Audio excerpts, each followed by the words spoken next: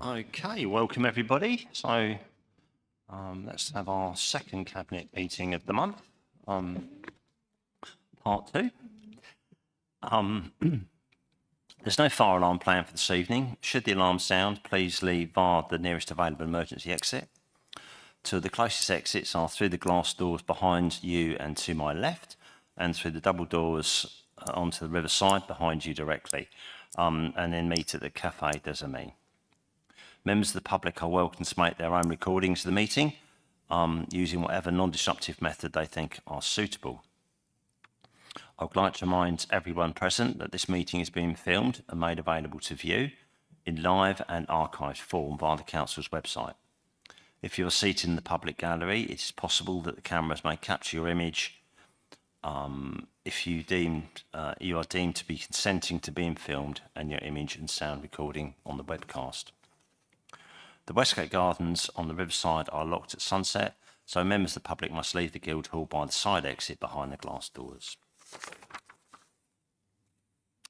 So welcome to the agenda part of the meeting now. This is the meeting of Cabinet. The Cabinet is the part of the Council responsible for most day-to-day decisions. It is chaired by the leader, who is elected by the Council, and it's me, Alan Baldock. The other Cabinet members are as follows. Councillor Sol, Deputy Leader and Cabinet Member for Finance. Councillor Dixie, Cabinet Member for Property and Performance. Councillor Hazelton, Cabinet Member for Housing. Councillor Dawkins, Cabinet Member for Environment and Climate Change. Councillor Charlotte Cornell, Cabinet Member for Council Services, Culture and Heritage. Councillor Chris Cornell, Cabinet Member for Economic Development and Inclusion and Coastal Towns Champion. Councillor Ricketts, Cabinet Member for Tourism, Transport and the Rural Champion. And Councillor Nolan, who's Community Engagement, Safety and Enforcement. Cabinet collectively provides strategic leadership to the Council. Apologies for absence. Lauren, have we apologies tonight? We have apologies from Councillor Hazelton, Chair. Thank you, Lauren. That's noted. Declarations of interest by members or officers. Lauren, have you any declarations already received in advance? We have no declarations in advance, Chair. Thank you. Is there anyone here who would like to make a declaration at this point?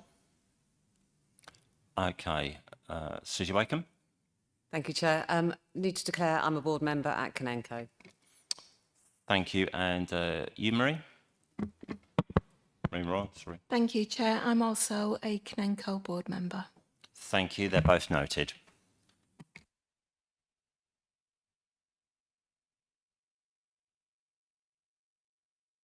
There's the opportunity for any Cabinet members now to make announcements if they wish, and just indicate if you wish to tonight.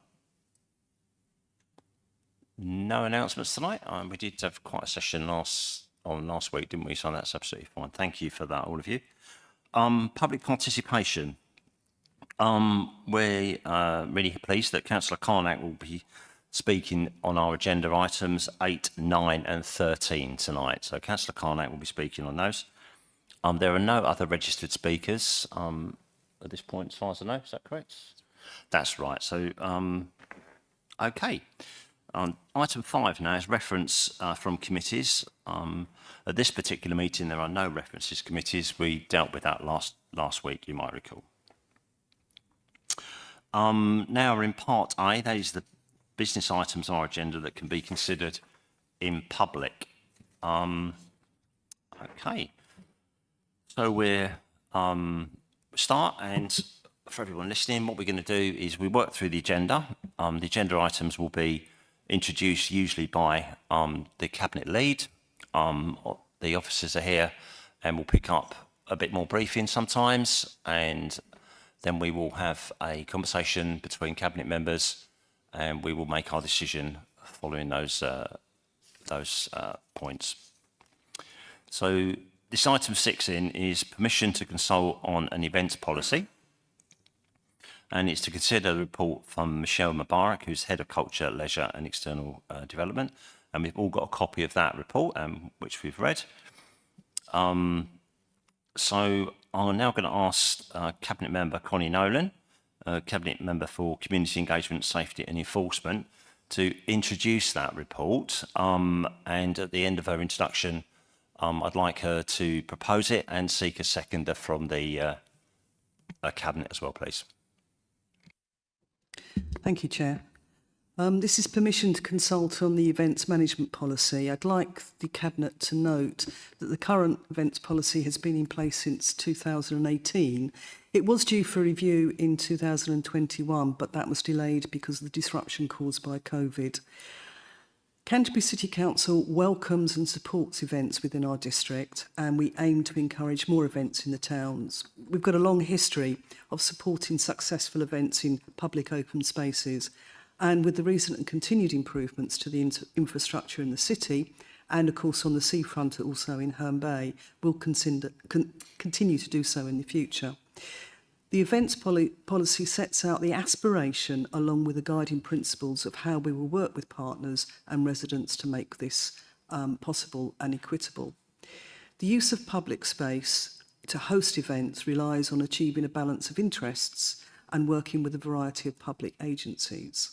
So that the main theme of the report is to make sure that the event organisers are included and consulted with, and the draft policy addresses concerns that have been raised by them about the frustration at late submission or changes of information. Complexity of event management sometimes means that the event organisers would like a shorter notification periods and the plans might need flexibility. However, there's always a tension, and although we want to work very positively with our partners, we also are short of resources in the council itself. Our offices are stretched, and therefore we need to have this tension resolved. And part of the consultation is looking at a positive way of doing that. Cabinet will note that there are 3 options to consider. I've just lost this bit here. 3 options to consider. And option number 1 is to proceed with public consultation on the events policy 2025 to 2029, so that our approach to the use of open space is balanced and takes into consideration of all potential users. And this is the option which is recommended. Option 2 is to continue to work with the existing events policy, but use feedback to redesign internal processes. This isn't recommended because initial feedback provided by individuals have already been sort of taken on board as much as possible, and updating our policy and processes may unintentionally exclude persons who would wish to become involved. And therefore that's second option is not recommended, and the third option is to adopt the new events policy without wider public consultation. And although there's no statutory requirement to consult on this policy, and it's within the authority of the Cabinet now to move straight to adoption, it's not the way that we work. It's not the way that we do things in this administration. And therefore, I would recommend that we take option 1, and I'm looking for a seconder to proceeding with option number 1. I'll second that. Thank you. So that's proposed by Councillor Nolan and seconded by Councillor Sol. Thank you, Chair. Okay. Does any officers wish to make some clarity on that one? Can I over to you, Bill? Thank you. Thank you, Chair. Just following on the comments from Councillor Nolan, I think that this policy is trying to work out the balance of interest between the council, residents and event organisers. And I think one of the positive things that's come through the current process of developing this policy is really working on early engagement with those event organisers. That is proving to be a key determinant about how we take these forward successfully. I think additionally, it's worth saying that we've tried to nuance the policy to look at varying levels of events rather than treating them as one size fits all, which I think will allow the bigger events more opportunity to engage, but also will allow smaller events less onerous barriers to participate in events. But ultimately, it is about collaboration, and the council are very keen to collaborate with event organisers and residents in particular about how we take these events forward. We have included some additional provisions around enforcement, so that we can ensure that we have an equitable relationship with those event organisers. And it's also worth noting that we have contacted both Folkestone, Thanet and indeed Dover as regards their event policies to make sure that we're picking up some of the strengths of their policies and making sure that we've got them embedded in our policy as we go forward. Thank you, Chair. Yeah, some good stuff. It's a good report, actually. So anyone else want to make some comments to that? Yeah, Councillor Sol. Yes, just briefly, Chair, obviously supporting that we go out to consultation on this and get as many views as possible. The events, can be the lifeblood of the district, and it's really important that those organising events see the council as an enabler and not a blocker. And I hope that this policy will achieve this. And by listening again to more comment on that, we can make sure that when people want to hold events and they contact us, that what we're giving them is a helping hand and not a load of red tape to deal with. Councillor Dawkins.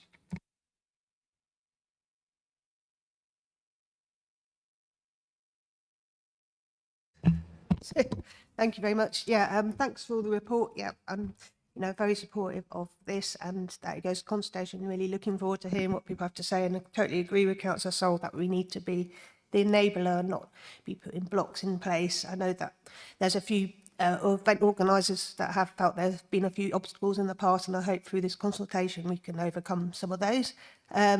Just on page 32 about cleansing, I wonder if that was an opportunity for Kanenko to provide the waste removal. That could be a commercial arm at some point, but I guess I should fill in the consultation and put that down. And then a bit concerned about page 45, Westmead being advertised as one of the sites to be events, because I know that Southern Water have been doing a lot of work there. Councillor, the canals will know that because it's prone to flooding quite a lot. It's very, very waterlogged. So I'm just hoping that there will be, it will be all sorted out by that, and that it will be suitable for putting loads of, I don't know how many people it says that you can have on there, but 2,000 people. But they'll all be sinking into the soil. So maybe have a quick look at that before you put that out as one of the suggested sites. But yeah, besides that, that's great. Looking forward to seeing the results. Councillor Chris Cornell. I can reassure Councillor Dawkins that the work to Westmeads will mean it's less likely that people are sinking than effectively the current situation where sometimes they are. I just wanted to highlight what a good piece of work this is, and I think how picking up on kind of Bill's point, early engagement has been key here, which is why we need to go to consultation further, because we might get some cracking good ideas from other people within the sector. I'm often kind of struck by small event organisers or community groups who come to us and effectively think we stick up lots of red tape. I think that this report makes it clear that some of that is not us. It's a case of events need to be run safely, and they are established through the Safety Advisory Group. But what I really like is the focus, which is where possible, trying to facilitate small community events to appear at zero or lower cost.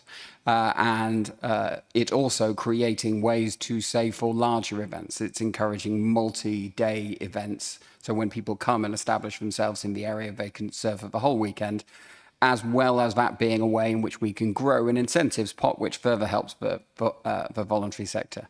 So I think there's a lot to positively highlight in this report, and I hope that people get involved in the consultation and can see the direction of travel. Yeah, thanks, Chris, and thanks to all of you so far. And now it's Councillor Charlotte Cornell. Thank you. Yes, obviously wholly supportive of permission to consult on this policy. Just bearing in mind the news of recent weeks where some of our open spaces are less in action during 2025 because of the levelling up or the Connected Canterbury works. I'd just be very interested in the responses that come forward on how we advertise when our spaces are out of action, and how groups, are we doing the best we can to highlight that out of action to groups? Are we advertising that when our spaces aren't available in the right way? And I'll just be listening really carefully to the responses to the consultation in that regard. Thank you. Yep, that's some good stuff in there. I think they'll all be noted. I think this also fits really comfortably with our corporate plan, which is now bedding itself in. Definitely better and stronger from our point of view. And of course, we are the enabling authority there, which is going with the very much within the corporate plan's ethos. So I think we need to resolve this, don't we? So yeah, we need to resolve this. So voting for this will mean that we do put this to consultation.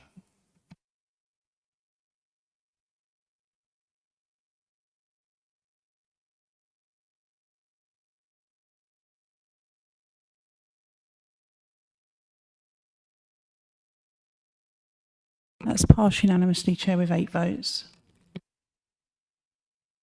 Okay, thanks. Okay, let's take a breather and then we move on to the next item. So item 7 is now it's a response to the motion that was a while back now on homelessness and temporary accommodation. This would normally be an agenda item introduced by Pip Hazelton, who's not here tonight. So unfortunately, you've got me to read out some words that Pip's has done for us on this, and also I'll make a couple of comments as well. The officer in charge of this report is Marie Royal, and she's sitting here as well, so I can take forward some of the items in more detail before we consider that. And then after that, I will actually propose this formally and seek a seconder for the floor as well, if that's okay. Slightly different order to what we did with Connie. Okay. So just to introduce that from Pip Hazelton's point, she's right to me and says this is an excellent and well-written report covering a wide range of our housing responsibilities and challenges. It will have been a time-consuming but valuable piece of work bringing all this together, and I want to thank Marie and her team for all the hard work. I also want to thank the bringers of the motion, as it does reflect, despite political differences, that members from other parties are also concerned about homelessness within our community. I recognise that the status and use of the static caravans and mobile homes is a concern for our district, and with the appointment in May of our new head of housing, I'm now confident that we have the right combination of knowledge and skills to get a grip of this particular issue. I will ask in my absence that Marie highlights just a few things from this report, and we talked about this earlier, so there'll be some things of particular interest. And before we do that, I would just actually reiterate the fact that this was a report that I felt brought together many of the things that we actually worry about as a cabinet about housing. And it was a good piece of work to do after being in the office for just a little over a year, to actually let us think where we actually are on this, the progress that we've made, which has been significant, actually, to be quite honest. So there's nothing to be hiding behind, but it was good to get this pulled together, and I think that piece of work has been well received by us and thought-provoking to all of us. So, Marie, I'd like you to just take a few things away from that, the key bits that we've agreed to talk through. Thank you. Thank you, Chair. The report itself, in terms of its structure, it gives a detailed response to all of the issues raised in the notice of motion, particularly picking up issues linked to the local plan timescales, the use of licensed caravan sites, payment of housing benefit and council tax, where unlicensed caravan sites are being used, and we are going to pick that up with our partner Civica to explore what we can do regarding that. The timetable as it stands now for the findings from the older persons working group, and and also it picks up the issue of a proposal for creating a councillor working group to look at tackling homelessness and improving temporary accommodation. The resolution, I'd just like to point out that we'd like to just tweak the wording of the resolution to consider, for Cabinet to consider whether to add this topic to the list of subjects for future working groups. So it's just to point out that tweak of wording. I think there is a general recognition across the council in terms of officers and our councillors that preventing homelessness is always better. It's better outcomes for the individuals who are experiencing homeless, and also from a financial point of view, with the significant amounts of that the council spends on temporary accommodation. So the report highlights a number of actions that are already underway. And I've split these up into operational actions and strategic actions. So operationally, you know, this financial year, we've put another 3 posts into the homelessness team. And that's to focus on casework. It's to focus on trying to prevent people becoming homeless in the first place, to improve communication, and to deal with cases more effectively. We've recently recruited to our homelessness specialist, and we've got Sue Brown with us this evening. It's the first day here at the council, and Sue's focus, working for Tracy as head of housing, is going to be on prevention. It's going to be on creating a prevention toolkit. It's going to be working with the service to look at service improvements. It's going to be looking at a range of things that we can do to improve the customer journey, but also focus on that prevention angle. We have purchased temporary accommodation through our general fund, so we have increased our temporary accommodation stock. We've got 41 units of temporary accommodation already within our HRA stock, housing revenue account stock. We've had a rough sleeper team whose focus has been on homelessness prevention. So part of the work that they do, which is government funded, is around working with sofa surfers to try and prevent them going onto the streets in the first place. We offer rent deposits, we offer rent in advance. There's a whole raft of measures outlined in the report. From a strategic point of view, we are pursuing funding opportunities as they arise. So, you know, in the last period, we've secured over 3 million actually, for acquisition of properties through the local authority housing fund for use as temporary accommodation, and to deliver our rough sleeping initiative. This council is very proud to say that, you know, we've acquired 67 units of affordable housing at the Broad Oak site, and that's an ambition that this council has within its new corporate plan. So those are new properties coming online to support people into having healthy homes of a good standard. We have been operating for a number of years as a social lettings agency, so we manage properties in the private rented sector on behalf of landlords, and that's to enable people to be able to rent in the private sector, because sometimes there's a reluctance to let to people on low incomes, and the private rented sector is a very competitive market. So the social lettings agency is currently managing 38 properties, and we're going to be focused on developing a business plan for the future for that project. We're also working on a housing policy statement. So this is about how we are going to achieve our new corporate plan ambition of increasing affordable housing for people in the district, but also how we can embed prevention into our approach. So that housing policy is being worked on at the minute, and it will cover acquisition of new stock, the approach to stock replacement and provision of temporary accommodation as part of that piece of work. We've got a number of strategies that we need to refresh and renew, so we will be working on those over the next 12 to 18 months, and that includes our allegations policy, our tenancy strategy, tenancy policy, and our housing, homelessness and rough sleeper strategy.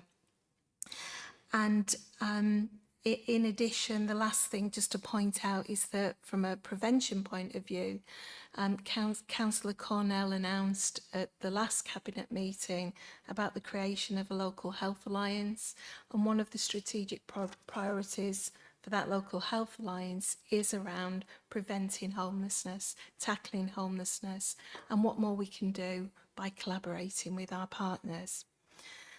I think we should just take a moment just to recognise, you know, the huge impact that homelessness does have on people's lives, and the significant work that's underway locally to address our challenges. I think the government, there's probably going to be announcements forthcoming about the future of funding, future of policy change. But our Cabinet member, Councillor Hazelton, is actively pursuing any opportunity that she can to either influence policy or change policy and open up opportunities for funding. Thank you, Chair.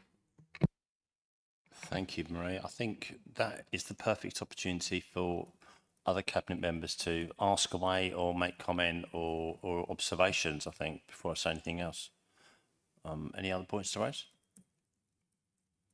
Yeah. Sorry, Councillor Nolan.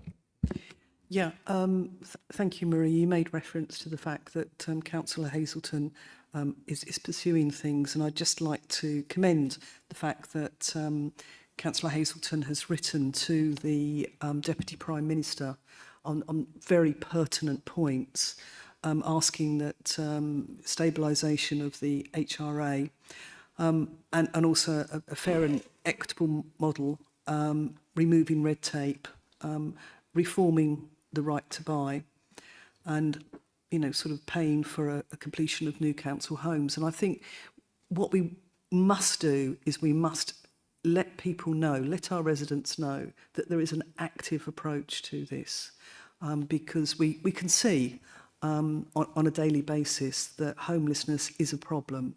We're not walking around with our eyes shut, but we're actually working on things, and I just wanted to commend Councillor Hazelton for that letter.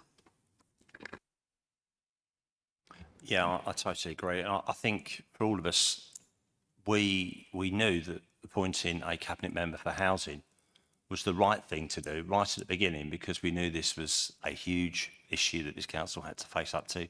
Having somebody on the Cabinet to focus, to keep us moving in the right direction with a brilliant team that we've got, is what that single focus can be all about.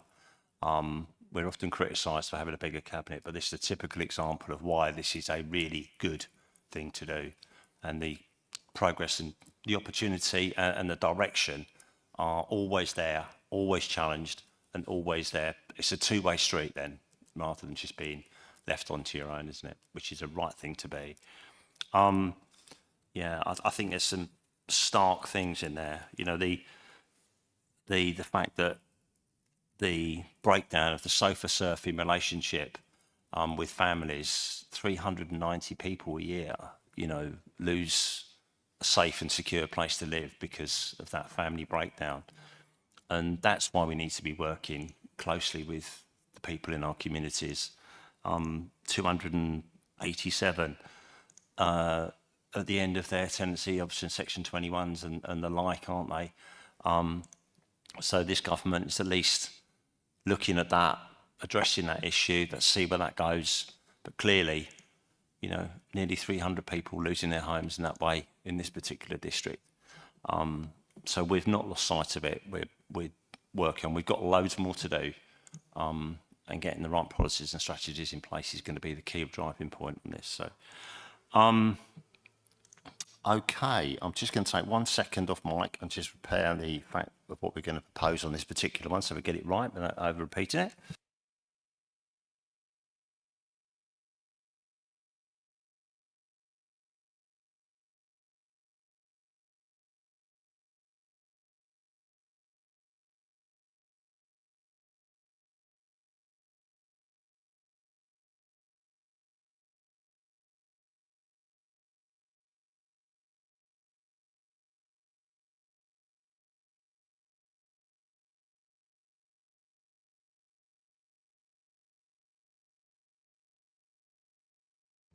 Yeah, this is the bit that was confusing me, so I'm just going to spin Lauren's computer around a little bit.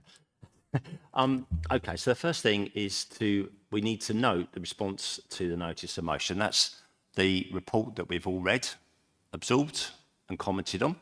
So we need to note that, and that could be done by a show of hands or general assent, if that's okay with you. All happy with that? That's brilliant. Thank you for that.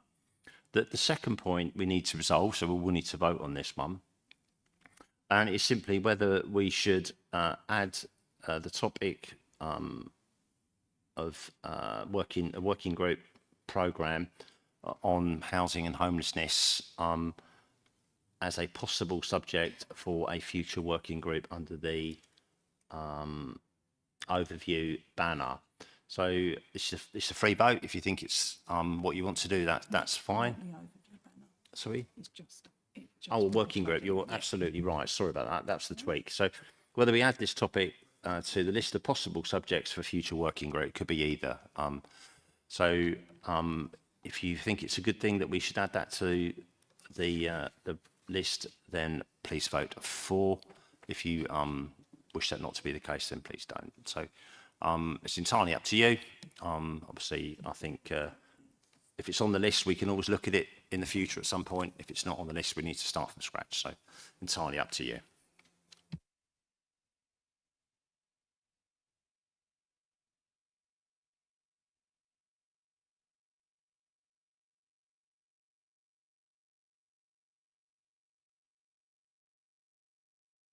That's carried, Chair, with 7 votes for and 1 abstained.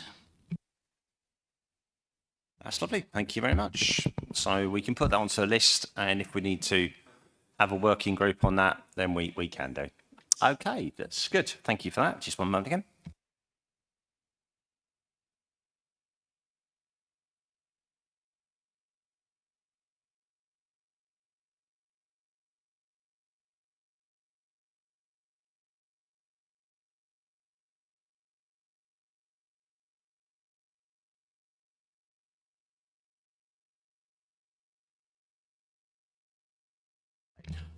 Agenda item 8. This is another motion that we're bringing that was brought to council and for the cabinet to consider. This is the monitoring of Section 106 agreements.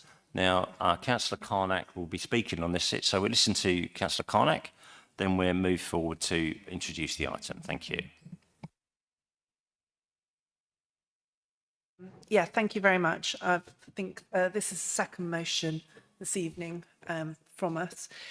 So I'm pleased that the Section 106 motion has come to Cabinet this evening, but I have a few points to make, as I don't think the officer paper picks up on the reason why members are seeking greater information on Section 106 payments, where this is being spent and where this is being spent across the district.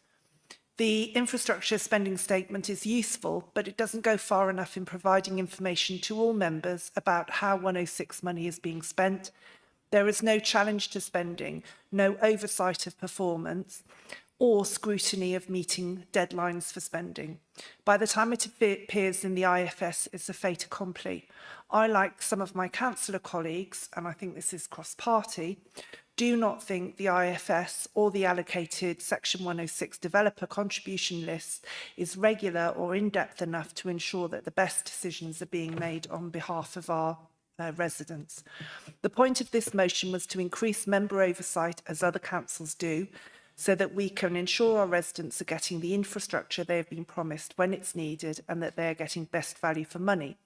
I give an example, as it's mentioned in the IFS for 2023. Where was the Section 106 money provided to Herne Bay Town Centre following the development of Sainsbury's at Altira spent? Some was spent in 2018-19 on temporarily reducing parking charges in William Street, but what has the rest been spent on, and what was the deadline for monies to be spent, and is there anything left over? I don't think it's difficult, and there are lots of other examples that I'm sure you'll know of some yourselves. I don't think it's difficult to bring a report through the planning or audit committees, which are all chaired by the administration, to look quarterly at allocations. It would give oversight to the chairs of the planning sub and possibly audit committees to ensure that they are satisfied with officer decisions. I would therefore ask Cabinet to look for more councillor involvement in monitoring Section 106 funding and to be satisfied that it is being used wisely and within deadlines. I don't believe the annual IFS statement achieves that on behalf of members. Thank you. Thank you, Councillor Carnac. Some good observations there. We appreciate that. Thank you for that. This particular report is being introduced by Councillor Dixie. If you could introduce the report there, Michael, that would be really good. And at the end of your introduction, maybe seek a resolution for option 1, and then we get a seconder, and then we can open the debate after that, if you wouldn't mind, please. Thank you, Alan. All completed 106 agreements are available to the public on our website. In addition, Planning Sub has been tasked with monitoring the delivery of the South Canterbury site, the big one, including the Section 106 obligations. The annual IFS report covers all 106 agreements, and I'm not sure whether anything will be gained by going to quarterly, except a lot more work for our officers, because it's not a report that is a 5-minute report. So I propose that we should go for option 1 as proposed in the report and continue as at present, because the benefits of a change are minimal and will involve a lot of officer work. Thank you. Do you have a seconder? Seconded. Thank you. So the proposal is option to recommend option 1, the comprehensive monitoring of Section 106 agreements is in place, and the council will continue to publish the infrastructure funding statements annually in accordance with the statutory requirements. That is what the proposal was, and it is seconded by Councillor Salt. Thank you very much.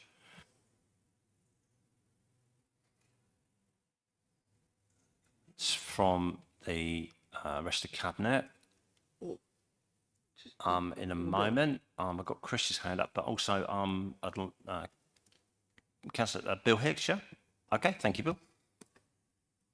Thank you, Chair. And I think just to add to Councillor Dix's summary, I think it's worth mentioning that there are a number of key points of councillor involvement in the S106, Section 106 process.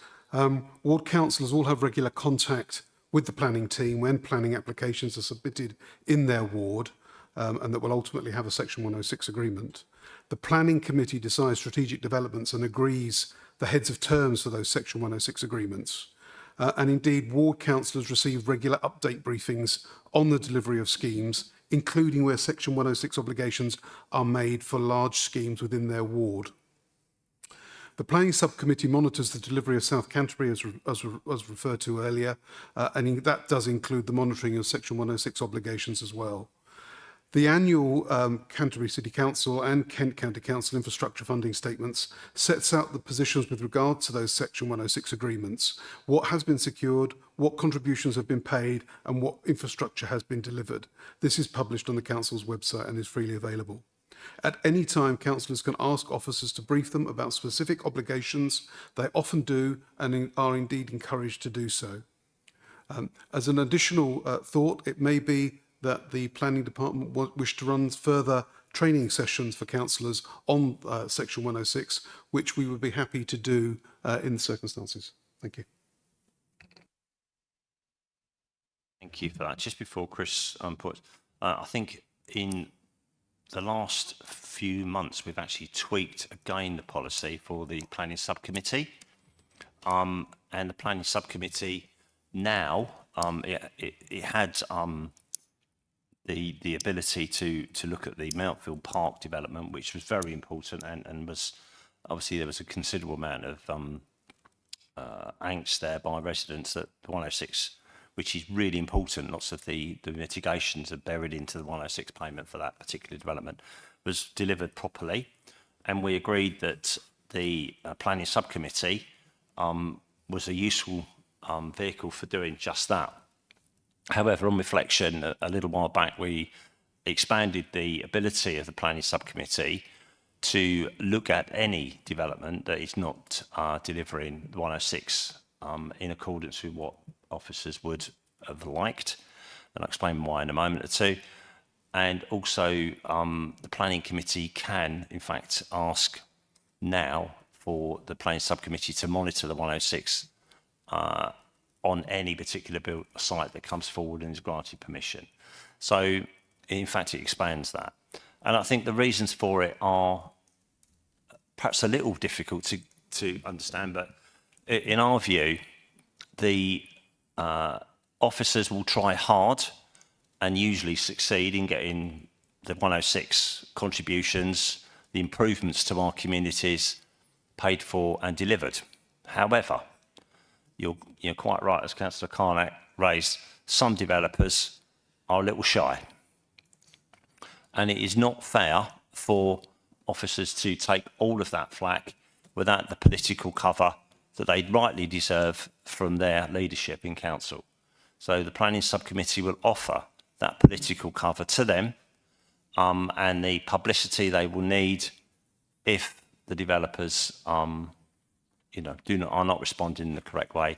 The planning subcommittee can look at what's been delivered, make a judgment whether it's fair and reasonable or whatever might be the case, independently of the planning committee and in support of the councillors' officers as well. So that's why we did it. We are yet to have that tested fully. There's a few things going on now, which I'm really pleased to do, and we have a strong lead on as chair for that planning subcommittee, Naomi Smith as well. So first person I've got is Councillor Dawkins. Thank you. Oh, and Councillor Caldwell. Do you mind? Are you going to fight each other or? Well, thank you, Chris, being gentlemanly about that. Thank you.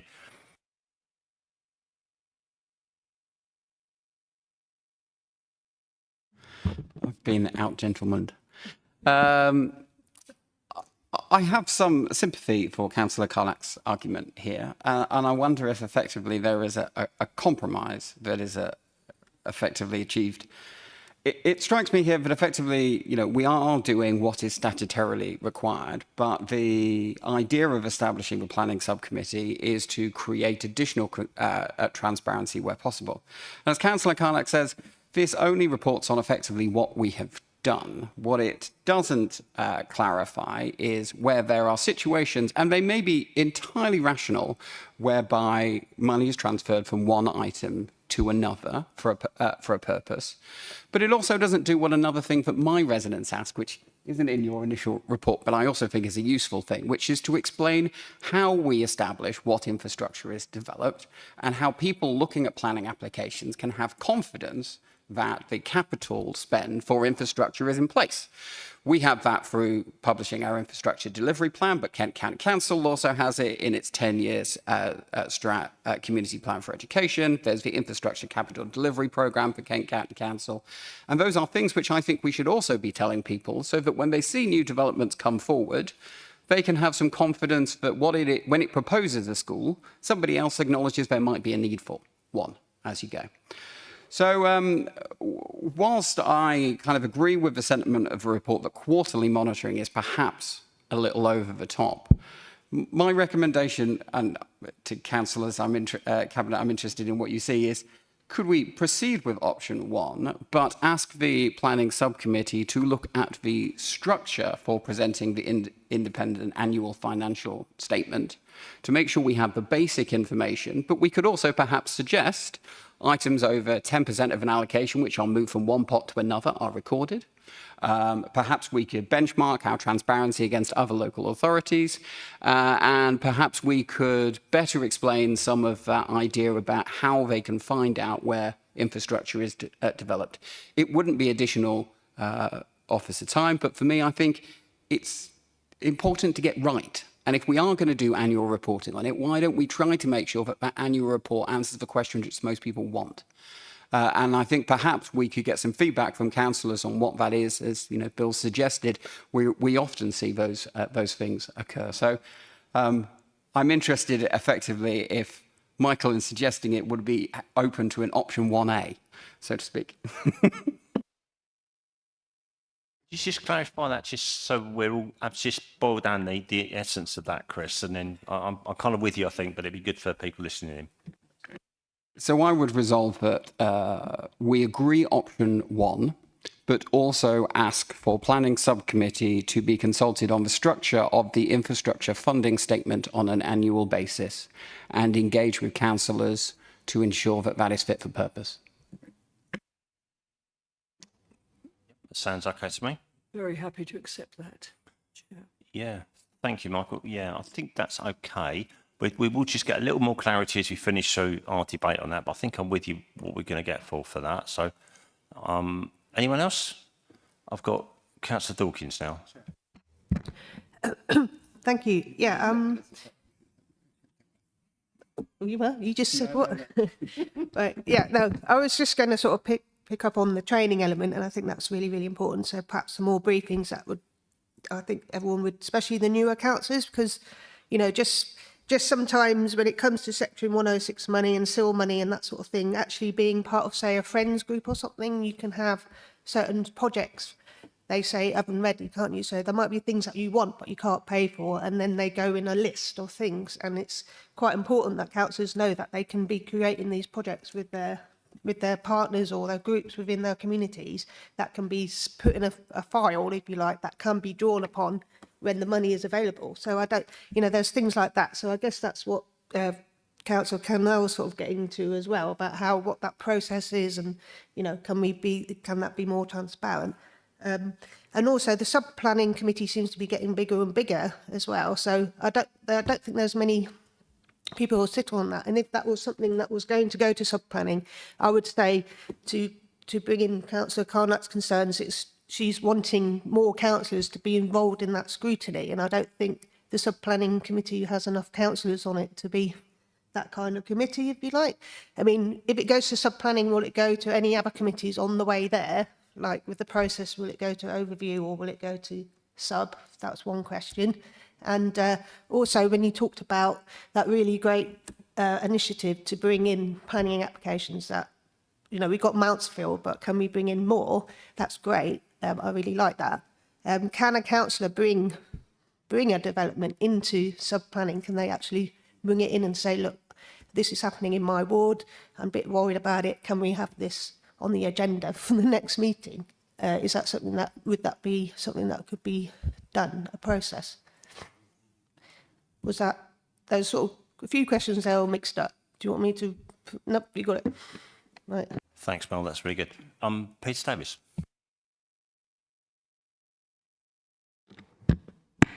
Yeah, I just want to go back to exactly what Councillor Cornell was after.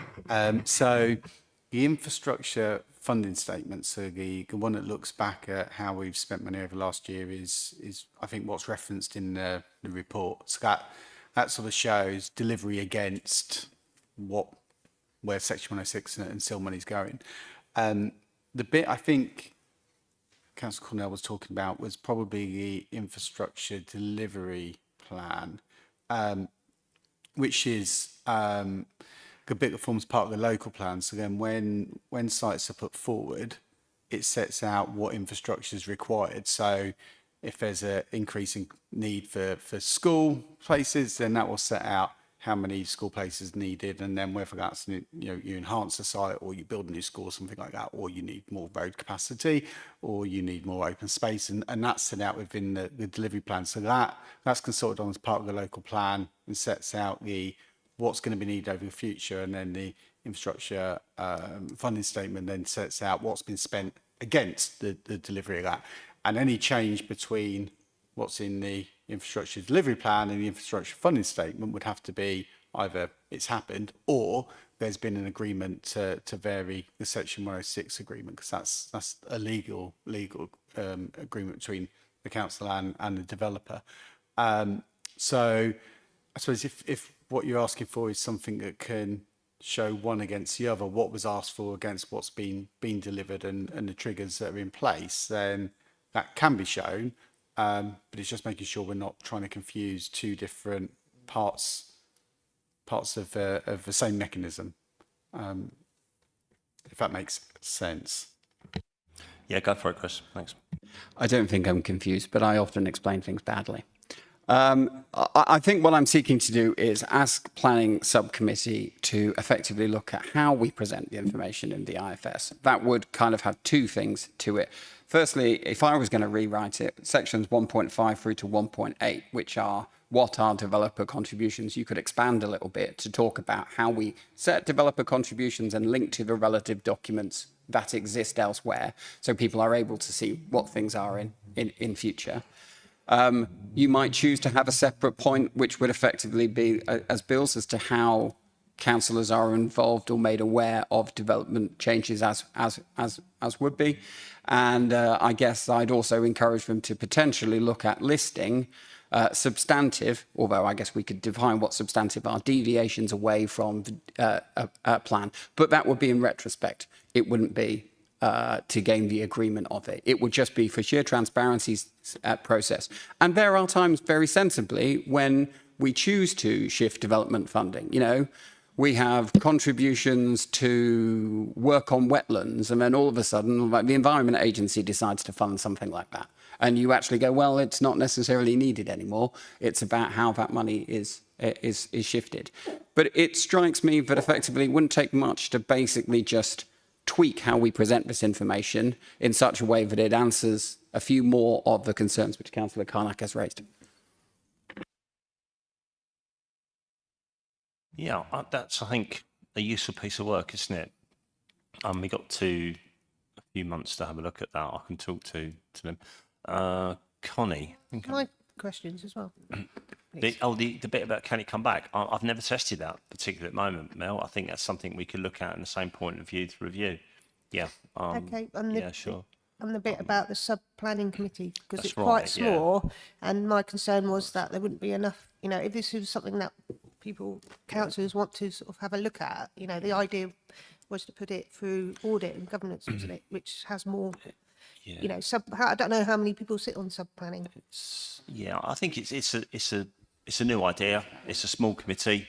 Is we it, need so to. everything would go there, yeah. would it go to anywhere else? It would just go sub-planning and that's it? Constitutionally, it's a subcommittee of planning, so it can only be referred up or down to planning. So at this moment in time, it stays where it is. Yeah. But, you know, we're in charge of the council, so we'd see what would happen there. But Councillor Nolan.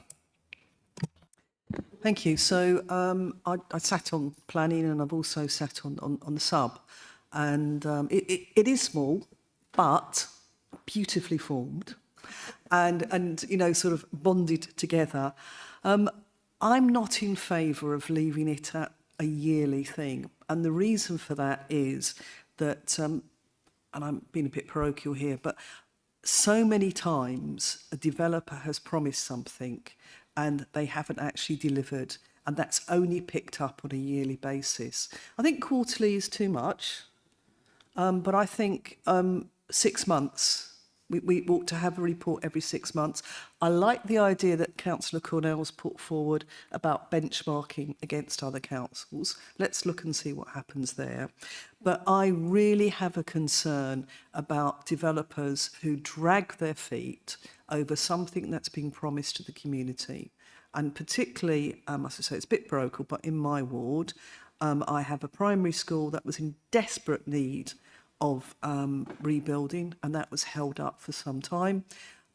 There is a development in my ward which desperately needs community and sports facilities, which eventually, because Councillor Paul Prentice and myself were jumping up and down about it for some, it's gone to planning, but I said, when's it going to happen? Oh, it will happen. But there's a growing community of people that need these things. So I think the fact that it's only reported on a yearly basis gives time for recalcitrant developers to put it on the back burner. So I'd like to put a fire under it, really. But I understand quarterly's too much.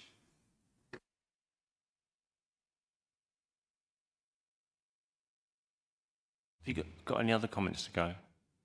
Yeah, I mean, just picking up on Carly's point, I can see an argument to move to 6 monthly, but it strikes me that the way in which planning conditions are often established, they rely upon triggers which sometimes developers don't entirely control. So I only need to pay for this until until I sell or give occupation to the 200th house. Now, if I've been listing a property on the market for 2 years and nobody's necessarily bought it, so to speak, that it's very easy to point a finger at the developer and effectively go, well, you said you were going to deliver this money and you've not. The truth is we agreed that they do it when the 200th person moved into the house. And if the market isn't selling, it's not the developer's fault, so to speak. So I think there does need to be some kind of balance here. I think quarterly is too far. I would also say I think 6 monthly is too far, purely because there are some reasons that developers have to shift. If going forward we want to be clearer as to how we establish the coherency of Section 106 policies, that's entirely in our gift, but that's a separate conversation. That's a conversation for how we establish planning conditions on large strategic sites moving forward. If we want to move away from occupation towards completion of units, for example, that's a decision within our gift, but I don't think it's a discussion necessarily for this point, because I think unnecessarily you might identify some things which look like failures, where actually they're outside the control of some people at times. Sorry, just to come back. Go on, Colin. In both cases that I cited, that wasn't the case. It was the developer sitting on their hands, or is the developer sitting on their hands. Okay. I think I'm getting the gist of this, actually, because I think I kind of get it. I think we also have to need to. There's a piece of work. I can see the logic of actually trying to take a little step back and actually work out what we need out of the information, and that I think is a piece of work I think would be good to get done. I think the planning subcommittee could lead on that. I think I can probably sweet talk Naomi into taking it on board. I think that would be a useful piece, just a bit at arm's length. I think just understanding that. And I think that would be a piece of work I think we ought to suggest we get done before we go too mad with looking at, the frequency and all those sort of things. Because I think, to be truthful, the things that Councillor Carnett brought up in her motion were all about really not kind of getting that feedback, that understanding, that flow of information. And I'm not sure we're set up to do that, in all honesty. Probably we never have been. And that doesn't make it right, it doesn't make it wrong, it just makes it what it is. So we need to do something about that. So I think I'm kind of minded at this moment to propose that we make that suggestion, that we work out what is actually we want, and I think that the points that Peter Davis raises that would help us to get that together.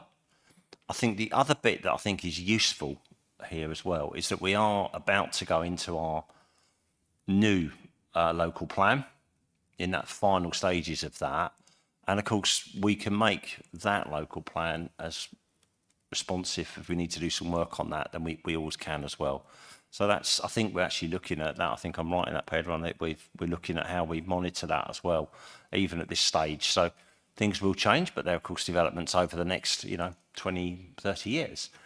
So a different one. We're looking backwards all the time for things that were probably passed in planning permission 10 years ago, some of them, or maybe 5 years anyway. So it's a hard choice. So I'm kind of more in favour. So with your thoughts, maybe, and Michael's happy with that amendment to actually get the planning subcommittee to relook at this, to look at what we're measuring, have a look at it, come back, work with officers to see what we can do reasonably without too much resource pressure, and then we'll see where we come. And I will take the opportunity, if it's okay with you, Councillor Carnac, to have some conversations about what we're coming up with and see where we go with it. That'd be really helpful.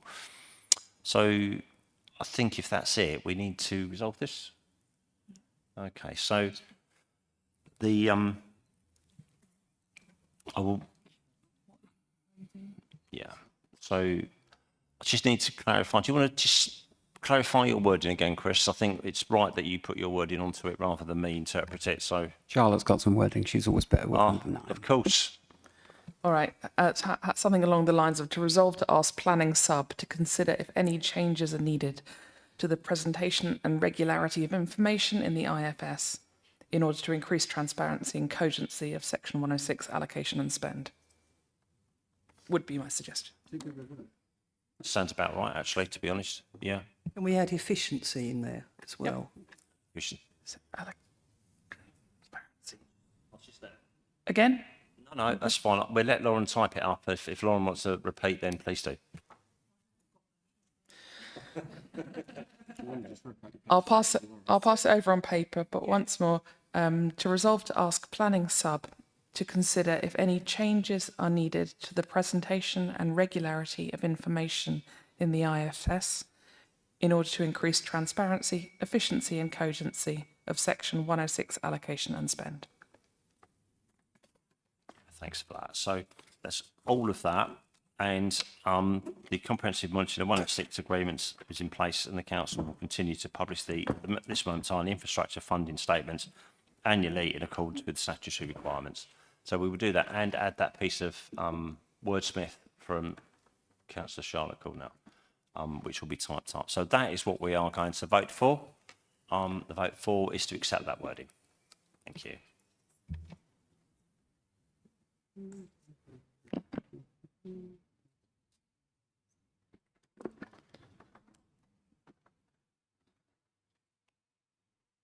That was carried unanimously, Chair, with 8 votes.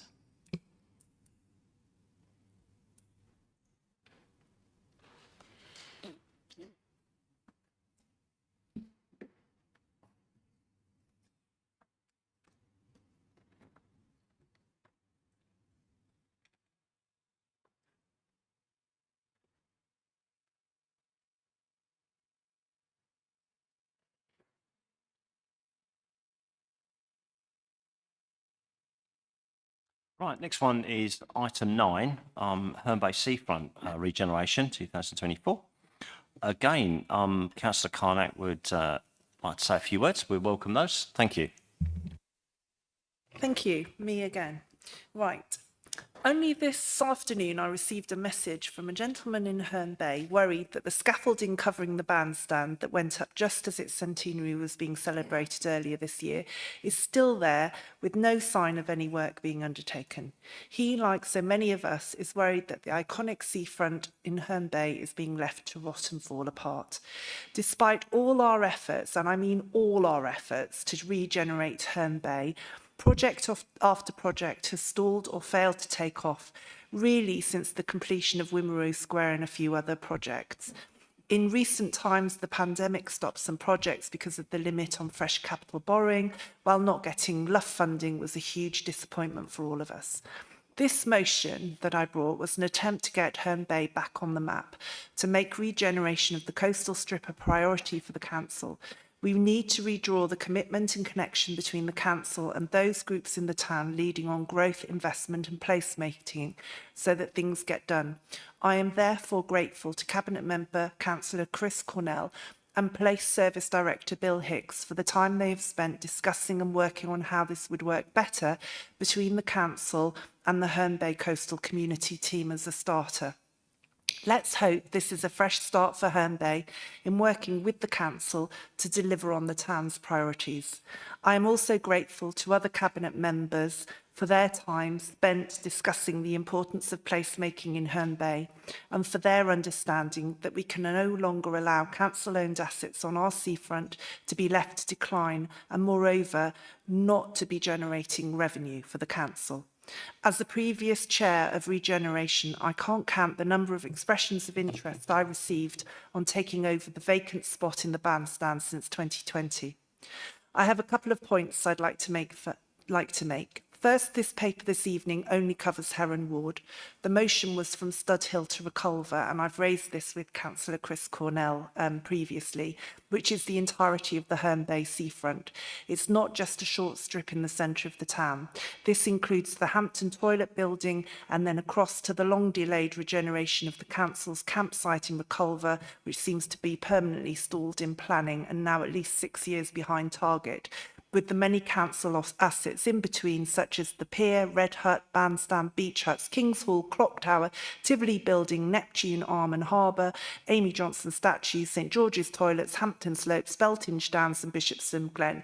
And apologies if I've left anything out, but it really is a massive long list. And I noticed the welcome updates on projects in Bill's report, as well as the update on the council officer group that's been set up. Second, while I welcome the working group, it's disappointing that it's still not set up and we don't have agreed terms of reference, but I understand the limit on resource and that we have a number of working groups already. I'm not sure the focus on tourism will be sufficient. Through Buy in the Bay, Visit Canterbury and now Visit Kent, together working with Canterbury Bid, there's been a huge focus on tourism. I'm not convinced that there is a lot more that a working group can dream up to boost tourism that hasn't already been talked about and done in Herne Bay. Visitor numbers have increased to Herne Bay, but limited dwell time means that people tend to come for the day rather than for a few days. Part of this is down to a lack of visitor accommodation. Part of this is because Herne Bay's seafront looks tired and unloved. And it's not for a lack of effort by local businesses and voluntary groups who try their best.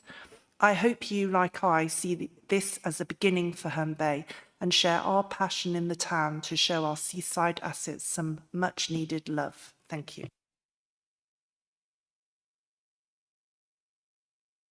Thank you for that, Councillor Carnac. This particular report is going to be introduced by you, Chris, isn't it?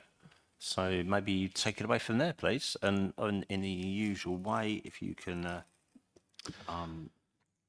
we just need to note this report actually on this particular one, don't we? But let's go for it. Thank you, Chris. Over to you. My inbox is also full of people asking about Herne Bay. You'll be glad to know. Today it was Ray. On Monday it was Trevor. I'm sure you know the same people. And I think that the kind of key to effective opposition is to pose the difficult and thorny question at times. And I think that there is a really interesting and thorny question here, which is how does the council proceed with place-based economic regeneration in a way in which communities don't feel done to, they feel effectively part of. That effectively is the kind of the key ambition behind our corporate plan and its ambition, but that doesn't mean that those answers are easily fixed, so to speak.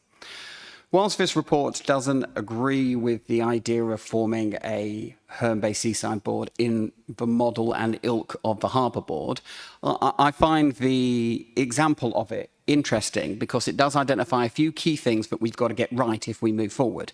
The first of which is it has to be multi-party and it has to be agreed by the vision for Herne Bay needs to be something which is shared. It needs to have an ambition which is lengthy. You know, the Whitstable strategic plan is 10 years old. It needs to pass over multiple councils. And it needs to be something which is kind of partnership-led. And that's either by having independent members of the local community as part of it, as you do in the board, or identifying the right partners and organisations to have around the table. This report highlights effectively, you know, that the money has continued to be spent in Herne Bay, and it continues to be a priority for us. There's £1.3 million worth of spending, some of which was agreed by the previous administration on projects which are already listed in here. And I think in update, the application for the Environment Agency has already gone in, and I think has actually been secured by since that time.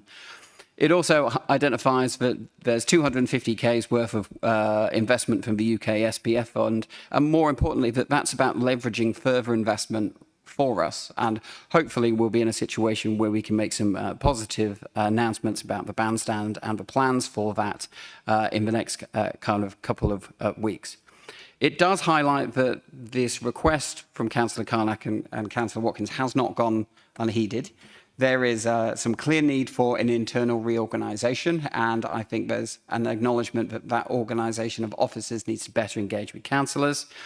As Councillor Carnac said, we've begun some conversations about identifying the partners that we should have around the table to create a clear piece of economic revisioning for Herne Bay, and some of those conversations have started with the Herne Bay Community Trust, and I'm having some further ones this week with the Coastal Connects Group and local businesses. I very much thank her for bringing this report and posing a difficult and thorny question. I'd like to agree that with the proposal as is, but also make a commitment to report back to Cabinet before the end of the calendar year on how we've sought to answer some of these questions a little bit more in detail. Of course you can report back, Councillor Cornell. We will welcome that, and I'm sure Councillor Carnac will be along for that meeting and may wish to speak as well, which would be absolutely fantastic as well. I don't see a problem with that. Councillor Ricketts. Thank you, Chair. I was delighted catching up on the ITV drama Joan the other day to see Herne Bay featured in that, and how nice it is to see one of our coastal towns receive a big network audience for a drama.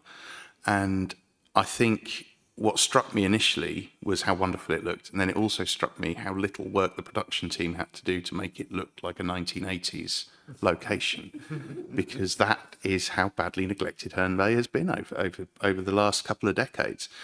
I think this report is a fantastic start. I think there's some stuff that's been started as well. I think Councillor Carnack's point about tourism not being the only game in town is absolutely right, and I think it's really good to see some moves in this report. It's not just about a cosmetic brush up in the hope that it will attract the Victorian hordes that deserted it a long time ago. I think there's a lot there in Herne Bay, and there's a lot to the economic life of the area that we can do to help it.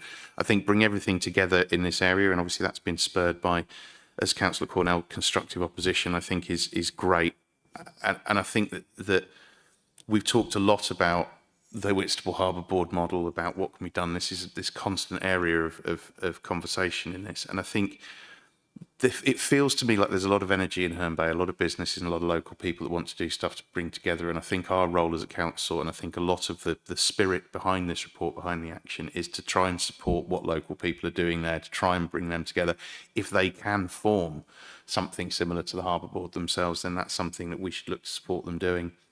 It's about getting together and pushing on, but I hope that this will be the start that builds some momentum for Herne Bay and puts it back on the map where it absolutely belongs. Okay. Yeah, Councillor Dawkins. Thank you. Yeah, I welcome the report, and pleased that it's coming. I just wanted to go a bit off on a tangent.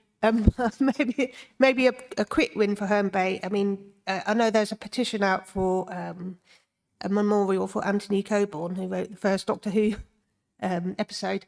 So if you could get like the TARDIS down there, or something like the TARDIS, that might sort of bring in some more visitors. But yeah, I would really love that. That'd be great. I'll certainly be coming down more often. A bit off on a tangent, I know, but. As if you would, Mel. No, that's really good.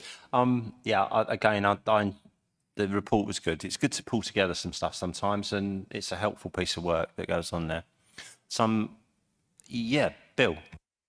Sorry, just to add a couple of other points, if I may, Chair. I think there is a lot of good stuff happening in Herne Bay. The trouble is, it needs to be brought together in a more comprehensive and strategic way than it has been thus far. And I pick up on comments already made about developing that vision for the place that we can buy into, because I think by getting that vision, we'll be able to tap into much more the opportunities that will come from central government as we go forward from this point. I think what we need to get to is have a pipeline of projects that are clearly identified and articulated, so that we can immediately go into those funding streams when they become available, as they inevitably will. Life post, UK Share Prosperity Fund, there will be further funding there. And I think the challenge and the opportunity is for us jointly to get together, to pull those strands and actually deliver on all those points that I think Councillor Carnac and Councillor Cornell have made, to really deliver for the town. Thank you. Councillor Nolan. Yeah, well, I used to live in Herne Bay, and I was absolutely delighted in 1998 when there was a huge lottery fund and the whole of Herne Bay seafront was regenerated, and it looked absolutely lovely. My point is, I still love Herne Bay, and I like the fact it's funky and things like that. We need to make sure that money that's put in is also allocated for the maintenance of things.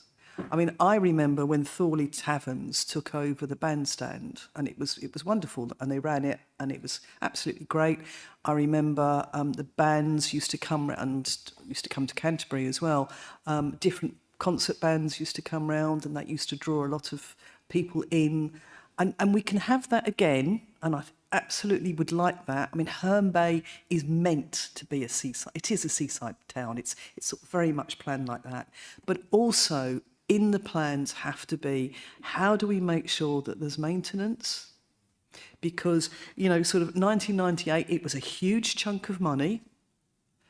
And it's very sad to see that the money that was spent, you know, there hasn't been the maintenance on the upkeep of it. So that has to be built in as well. How does that actually happen? And actually, I think it's very sad that, you know, Thorley Taverns pulled out. It was sort of very positive for the town. I've also noticed how, you know, as Whitstable has got to shishi and trendy and expensive, it's slowly people have moved out, you know, down Tankerton towards Herne Bay, and that's lovely to see that kind of thing.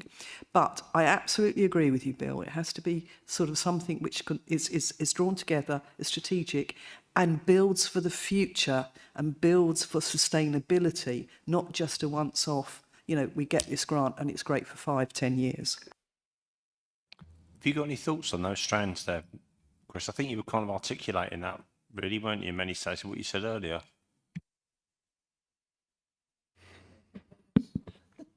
Yes, I agree with everyone. That's pretty conclusive. I just didn't want an argument later over it, so that's fine. Happy with that, yeah, because I think we can pull that together then, really, can't we, with officers and yourself and what have you. That's really good. Any other thoughts, anybody? Okay, that's fine. We just need to note that report, so we just need a show of hands, please. Thank you very much. That's concluded.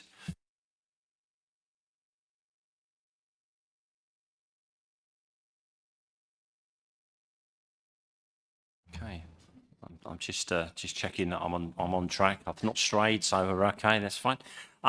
Now we get to the dodgy bits. Now this is with Councillor Ricketts, who's going to be dealing with gambling, scrap metal, and sex in the next few minutes. So we'll start with you can please, which is the gambling policy. We're going to be putting this out to consultation. Bill Hicks is here to look after the questions on that. So if you could just introduce that for us, Alex, and then we'll take over from there, and then Bill can add some details if it's okay with you, and then if you'd like to propose and second. Thank you, Chair. These are listed as 3 separate items, although they were considered as a bunch, and there is a reason they're listed as 3 separate items, in that quite rightly one of the consultation responses said actually listing them as 3 items together might confuse people into thinking that we had a sex, gambling and scrap metal policy. So, which is a fair point. It just so happened that all of these policies came up for renewal at the same time, and there's not a great deal of commonality between them. What is common between all 3 is that there was not a huge amount of response or controversy on the policies on the consultation, which is good news, because as we thought it would be, the policies as they've been updated and drafted are absolutely fit for purpose as far as we can see so far. There's one thing of note to mention, which I think is a really useful piece, where on the gambling policy, and actually this was the reason that we chose to go out for consultation rather than just renewing. These are important matters. Although they don't have a huge bearing, there's not a massive issue in the district. There is a potential for them to become so. Particularly with gambling, it's an emotive issue. It's something we discussed as a cabinet a lot. And it was important that we felt the public should have a say, that they should know what we're doing, and which is why we've taken a slightly longer process. And a really useful piece that's come out of this is from the Citizens Advice Bureau, suggesting that the gambling policy should include elements on safeguarding training, and that's a change that's been recommended. That's the only substantive change, I think, Bill, to all of these, which I think from a consultation point of view is a relative success. You don't necessarily consult with the idea of not making any changes, but when you consult and nobody's come through, and the only real substantive change that was suggested we were able to adopt, I think it's relatively successful. So I suspect, do we need to vote to take these in order to put them back? So we'll take the vote separately, but before we sort of propose and second, do you want to add anything to that, Bill? If I may, Chair. No, I think you've hit the nail on the head. I mean, two of the policies, sex establishments and scrap metals, are effectively unchanged from previous. Although they had 3 responses each, there was all supportive. There were no issues raised.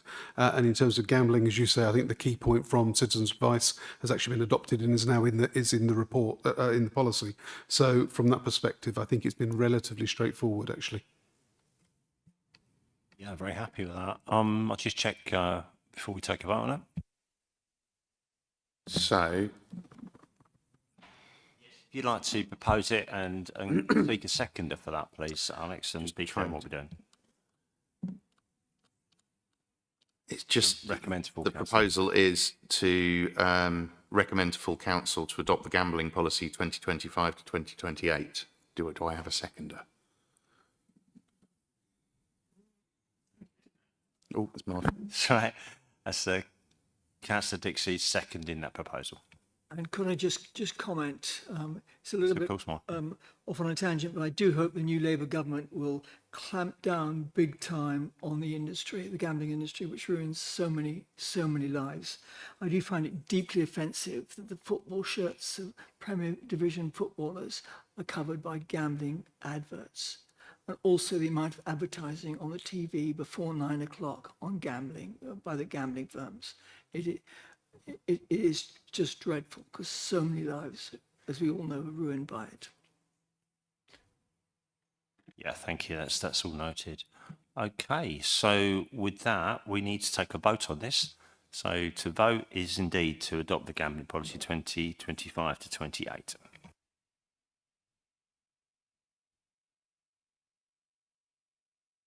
That's carried unanimously, Chair, with 8 votes. That's great. So now it is item 11. That's the scrap metal policy, which I think Alex may want to add a few words to, but please do. I have nothing to add on scrap, except to propose that the scrap metal policy 2024 to 29 be adopted, or be sent to council to be adopted. Resolve that one. Oh, we can resolve that one, can we? Oh, yes, of course we can. Sorry. I would then propose that we resolve that the scrap metal policy 24 to 29 be adopted. A seconder, please. Thank you, Councillor Dawkins. Did you want to say anything at all on that, Bill? Are you happy with that? Okay, that's fine. So we're going to vote. In other words, to vote is to accept that we adopt the scrap metal policy.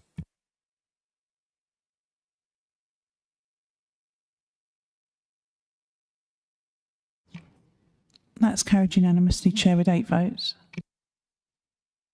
Yeah, thank you for that. And finally, for you, Alex, that's the sex establishment policy.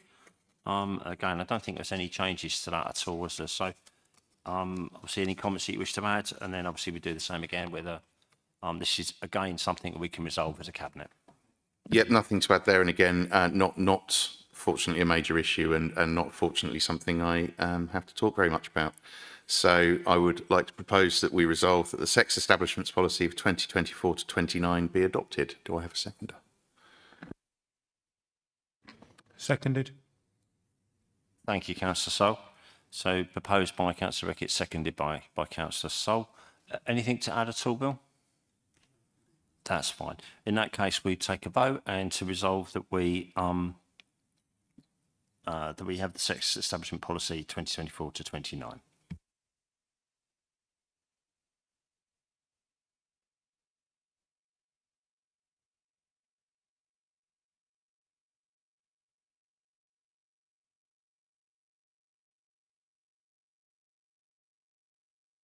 That's carried unanimously with 8 votes, Chair. Okay, thank you for that. Now we're on to item 13. Everyone happy so far? Any breaks or anything needed? Okay. Right, that's fine. The this item has pink papers with it. Is anyone wish to go into private session, or are we happy with that? It's basically the stuff about the new company, wasn't it, that was in private. Are we happy to leave that where it is and just discuss the thing more generally? If anyone feels they want to change their mind later, of course we can do that. That's not a problem. Okay, so Councillor Carnac, again, would like to speak on this particular topic, and we welcome her comments. Thank you.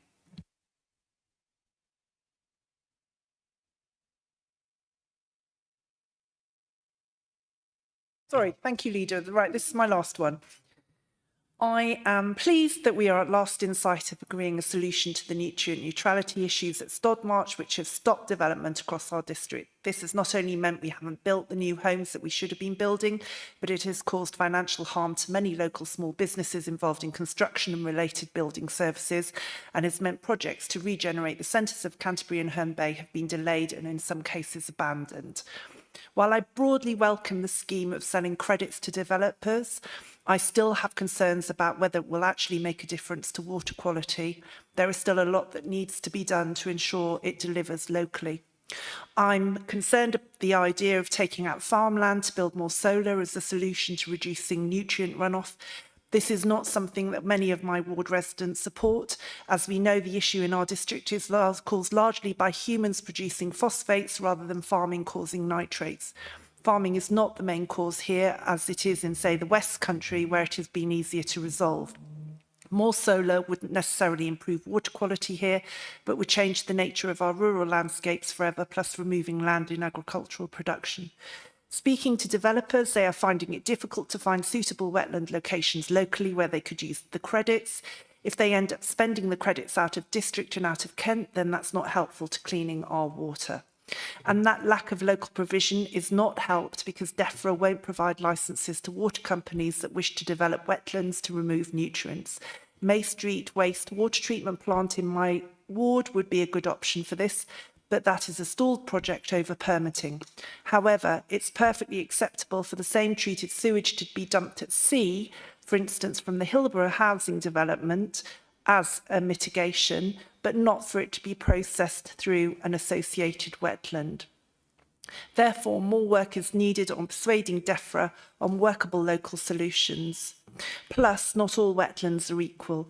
We also have to question the amount of agricultural pasture land needed to build wetlands. 3.6 hectares at Conningbrook in Ashford for Red Row was required to build 750 houses.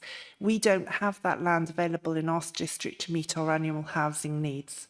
Finally, I'm concerned that the cost of the credits will be used by developers on viability grounds to squeeze out affordable housing, as well as environmental improvements to houses.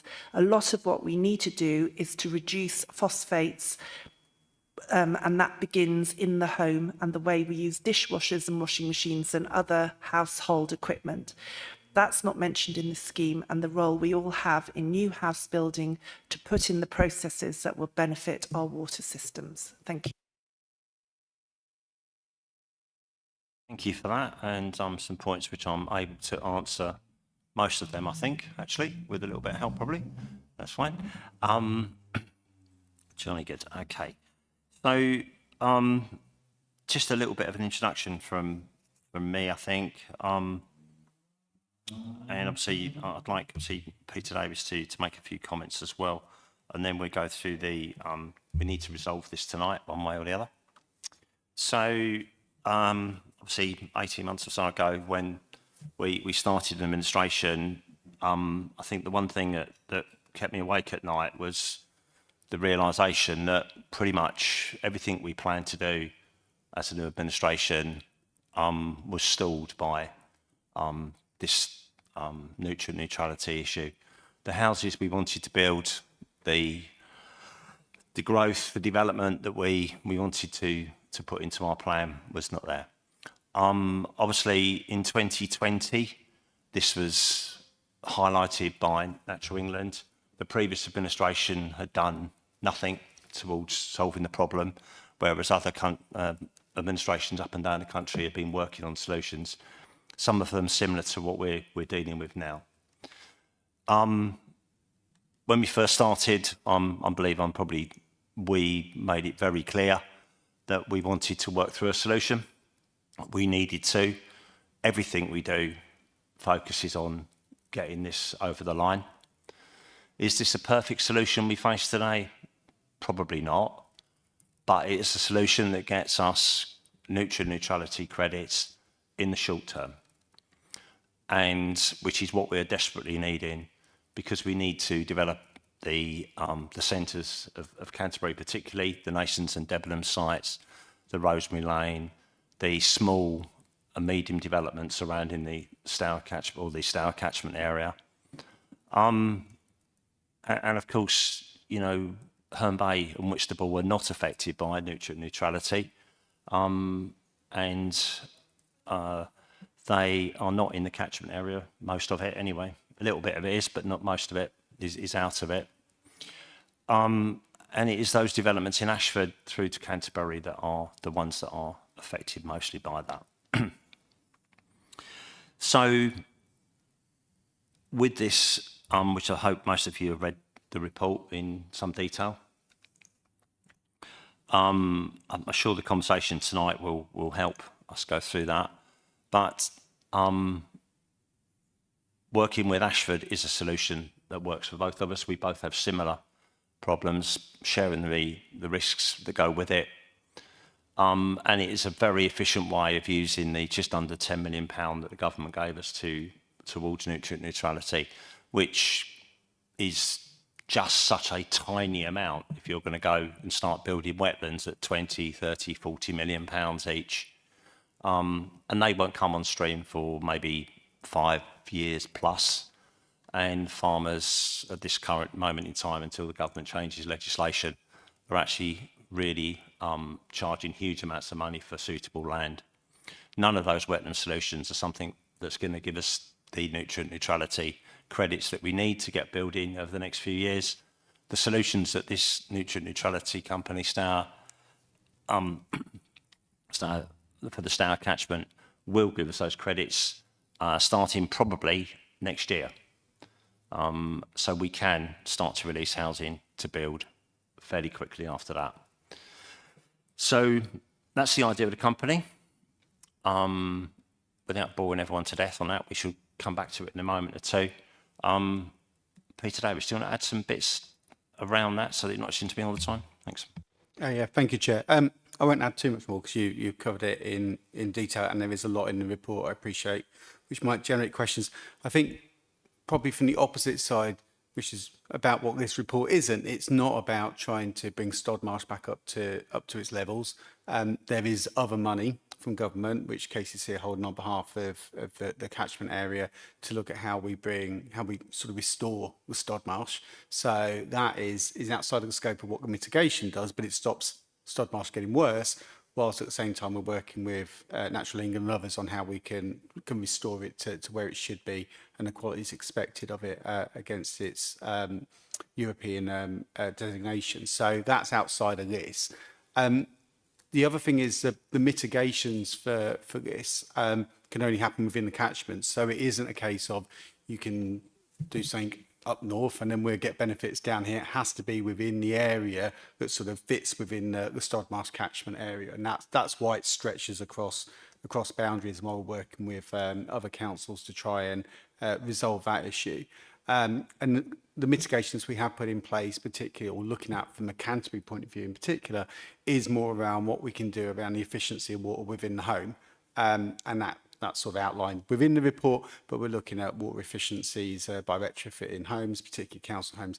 And the knock-on benefit of those are beyond what the mitigations will deliver. So we know looking at doing some of those retrofit aspects of some of our homes not only delivers the water efficiency, but as a byproduct of that, it also helps reduce sort of repairs needed on boilers. It stops the repairs that are needed on leaky taps and stuff because of the way pressure's managed. And also, it helps reduce the amount of water that's being boiled or dealt with within boilers, which then also bring costs down for people. So there's multiple other benefits looking at this, which is what the company helps sort of deliver, and for homeowners of all sorts of ilk across the district and across the catchment. And it also gets us to that point by 2030, hopefully, where the wastewater treatment work upgrades will be in a position where they can start to deal with some of this. I think just to reassure Councillor Carnac as well, within the Canterbury district of the catchment, there's no plans to be looking at taking farmland out of use for solar farms. That's been looked at in particular across other parts of the catchment where there is the type of farming where that benefits. So we don't have much in the way of pig farming in this part of the country, but there are people that have small holdings for pigs or chickens, which both of those can have positive gains if they're taken out of use. And Ashford Borough Council is a landowner of the sort of landowner for some farms, and have actively sort of pursued that as one of our mitigations as well. So that doesn't affect us. So while solar farms would be looked at across the district as part of local planning, it's not part of what the company would be looking at, particularly within Canterbury District, at least at this time, but it'd be for the company to look at and work with the councillors on delivering should it come up as an opportunity. Thank you for that. Of course, I mean, Peter Davis highlights exactly why working together is such a good idea, because some of the credits will be issued all across the catchment area. So there will be fields that may or may not be taken out of use. There will be areas of woodland and grassland and wetlands that are left beside the river without farming on them, as a way of reducing runoff. All of those things will happen across the whole district of Canterbury and Ashford. Adding together, those credits added up, pulled together, aggregated, and ensuring that we have enough credits generated that we can then work through and sell them back to developers. The idea of using this type of company that we're setting up is that it's a not-for-profit company. And above all, it allows developers to have some degree of security that when they ask for the planning permission, they can gain their credits if they're granted permission, and it will be a price that is sensible, because keeping the price down means that we still carry on delivering the 106 contributions and stuff. We don't get a pushback on that as well. So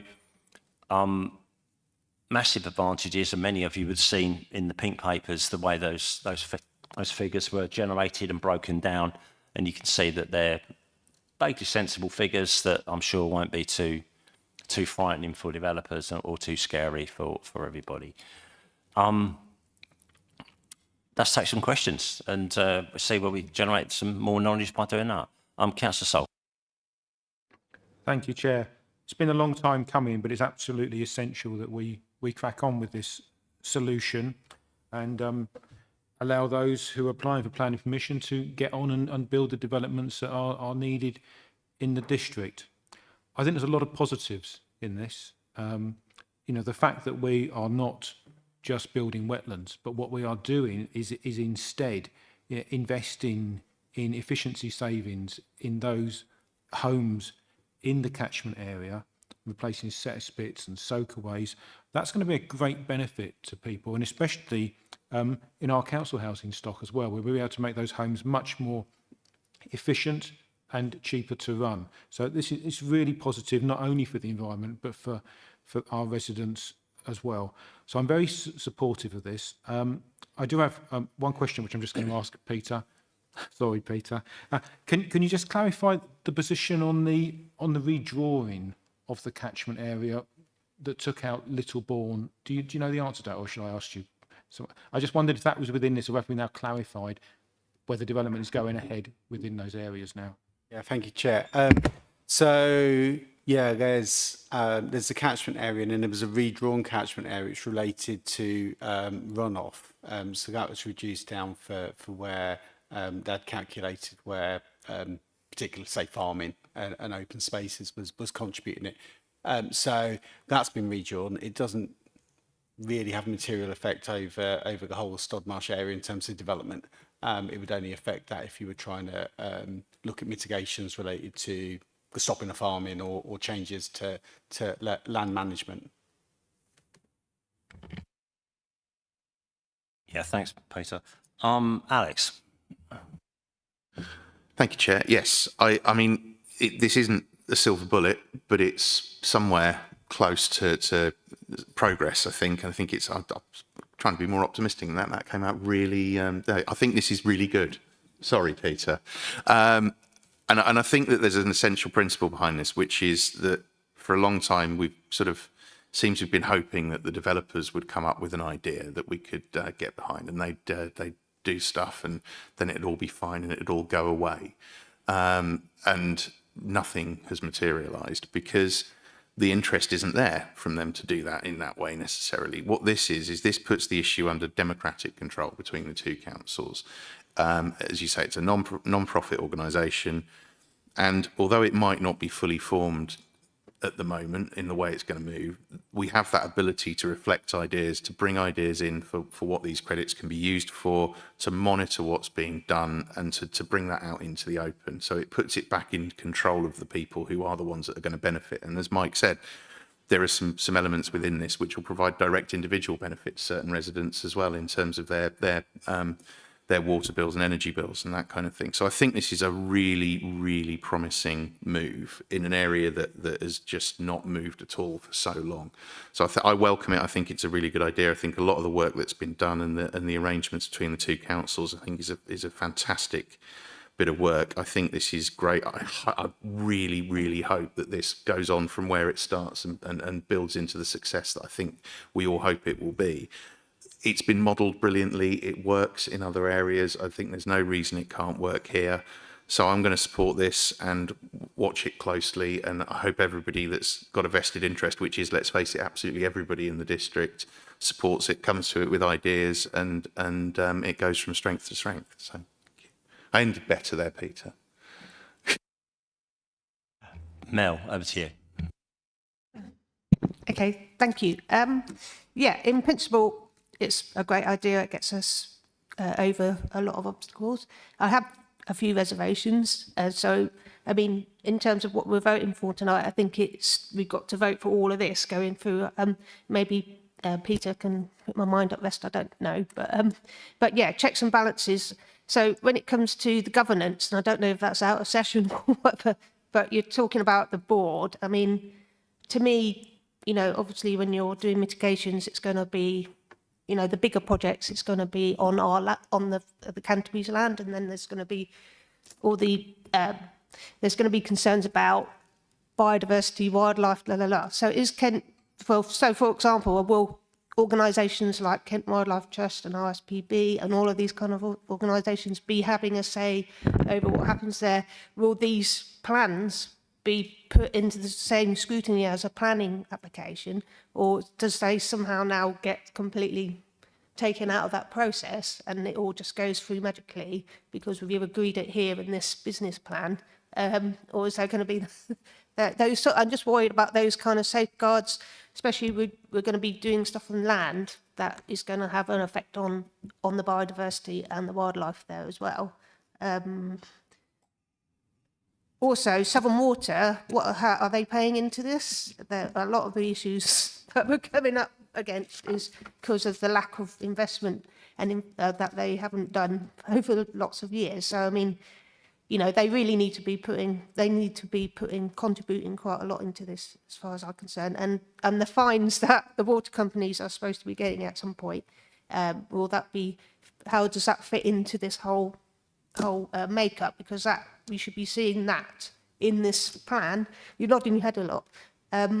Yeah, okay. So those are some of my concerns at the moment, and as it stands, I would have to abstain at the moment just because I would be worried about those kind of issues. Although I think in principle it's a great idea. We get on. Okay.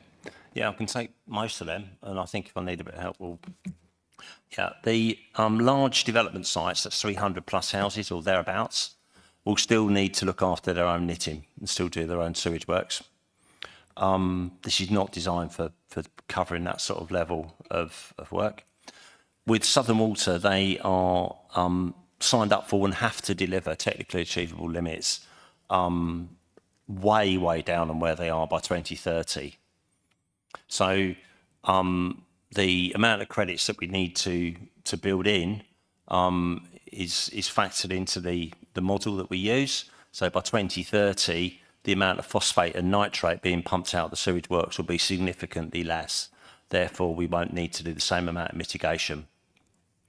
And by reducing the amount of water flow, which we talked about, the amount of water coming out of the sewage works that's licensed is reduced. So therefore, the credit is generated by the fact that the water is actually less water going out. Therefore, there's less phosphates and nitrates in it. So that's where that saving comes from, and that's where the sums are done from. Biodiversity in that is not part of this. That still stays exactly where it is before.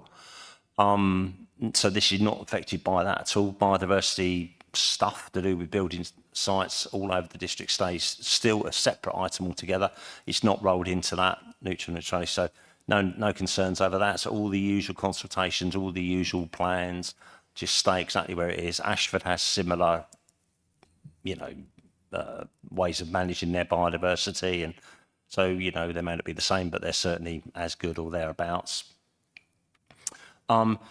Just coming back to the wetland bit, which I think is under some of the points that you're raising there, Mel, is I think we got a bit stuck in a rut with wetlands, thinking they were the only solution, and we believe that in fact they're not. They're probably part of the solutions going forward, and there's probably the need for maybe 1, 2, maybe 3 wetlands in the whole catchment over the next 20 years or so, maybe.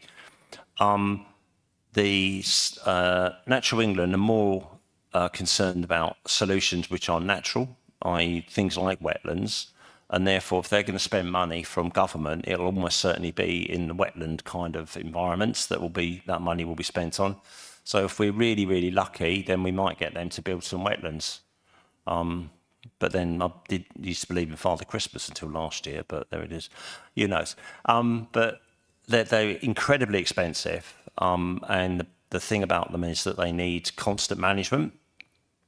And any solutions that we need to work into this company need to be at least 80 years. We need to have that mitigation in place for. So looking after a wetland for 80 years is not going to worry me. I probably won't worry most of the people sitting in this room either, but it does worry the next generations that follow. So it's a long time. And that is a huge cost that has to be borne over the period of time.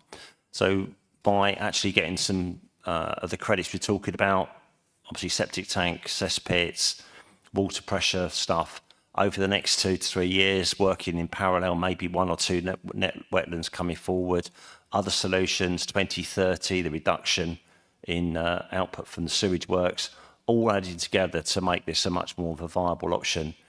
And then we also need to work through the maintenance of all our credits for 80 years plus. So the person, when they buys it, they buy everything else with it as well. So that's why we need the stability of a not-for-profit company that can sit there on the books for a long time. Does that answer any of your questions? Yeah, some of them, I think, yeah, it does. When it comes to the checks and balances and who sits on the board, I mean, in the government, it kind of explains it a little bit, but I just was wondering, when it does come to those environmental mitigations, who's going to be sitting on that board to be able to really oversee that sort of thing? Because it looks like it's going to be quite corporate and not have that sort of angle, if you like. Yeah, there's a balance to be had between arm's length, and that's why it's separated off from the councils, if you like, as far as it can be. But I think I would be incredibly uncomfortable if there wasn't checks and balances on there, and I think any council leader to follow me would be in the same situation. I think we have the opportunity now to shape that, and but I think Peter, got a couple of comments on that? Yeah, thank you, Chair. So you've got checks and balances over the management of the company. You've got the Cabinet Committee brackets companies, which will give councillors oversight of how it operates and look at its business plan and financials and all that sort of stuff. So oversight of it from a councillor and transparency point of view would be done through that. I suppose the point of this is that the company trades paper to a certain degree. It's trading the ability to show that a mitigation's happened or can happen, and a developer can buy that paper, and then when they put that planning application in for homes, can go, here's how I can demonstrate that I've offset the developments against the nutrients entering the system. The company can't build a wetland without planning permit, or whoever would need to grant that, depending on the size of it and where it's based. So that stuff would only happen within the transparency of the council's decision making as well. If it needed substantial changes to buildings, then obviously that would need to go either through building control or through the planning system as well. Although the things we're talking about don't need that in this way. So the checks and balances will be there once it's established. And that's there to make sure that operates. There's also the ability to make sure wherever the mitigations happen, the council that benefits, or where the development's happening, has the ability to enforce the action to make sure it does happen. So if Ashford are building something today, we can't just walk over and go, we don't know what you're doing, Ashford. It's, we're going to have plan enforcement action against that developer. We'd need to enter into a Section 33 agreement, which is detailed in there, that says that how we make sure this council can make sure things that are benefiting this council and happens outside of the district can still happen. And should something go wrong with that, then our enforcement or our legal powers can cross those boundaries as well. So as best as possible, there are as many checks and balances and opportunities for transparency. The reason that we look at it as a joint venture and a company that sits outside is mainly because it's operating across multiple boundaries. And because it has a pseudo-commercial side to it, in the sense that it is contracting with others and delivering essentially commercial ventures, it doesn't fit the natural LATCO model that we would look at, where, for example, Canenco, where it's just delivering a council service on behalf of the council, but through a different mechanism. So this one doesn't operate like that. It's not saying a council needs to do, it's not saying a council does do. Therefore, it sits outside of the normal LATCO model, which is why it's being set up as a company limited by shares, but overseen by the council through the Cabinet Committee. So hopefully that sort of allays any worries you've got around the transparency and management of the company by the council. Yeah, thanks. We reflected on that quite a lot, actually, between the leaders as well. So that's fine. Yeah, it does go a bit more way to reassure me. I guess it's just the issue of not wanting to have something done to us. It's the sort of thing that is being decided over there, and when we get the oversight, it's kind of a bit too late. Do you know what I mean? It's kind of Section 33 is supposed to sort out.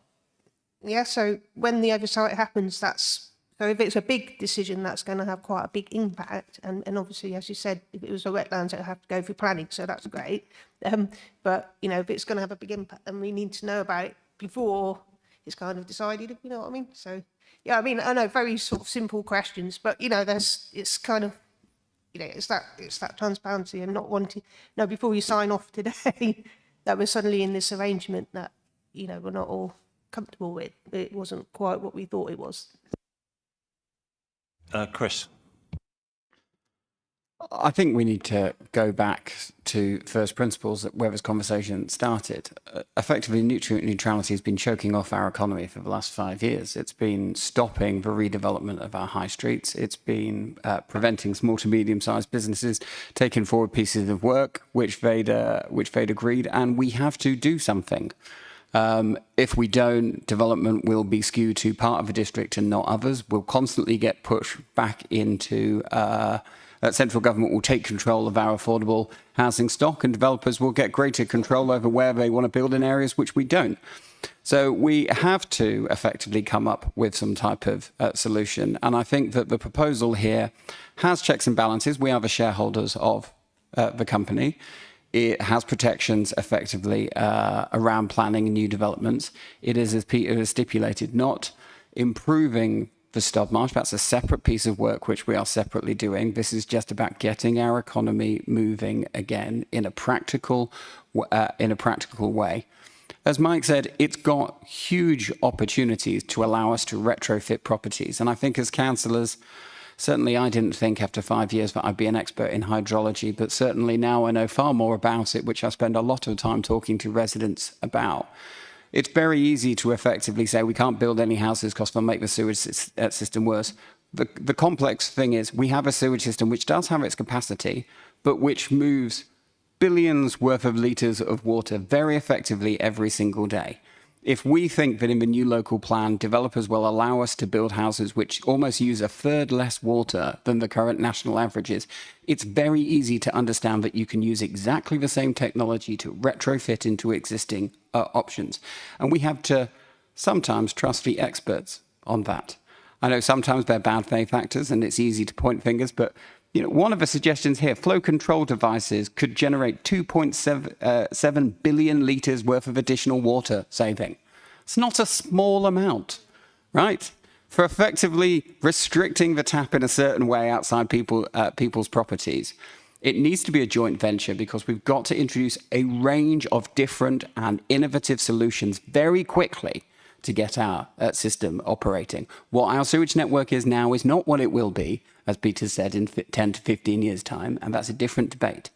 But here, we need to come up with a solution. And I think that the solution that we presented here gives us an opportunity to move quickly into the market in a way which will save people money as well as reduce the water which they use and hopefully move us all forward.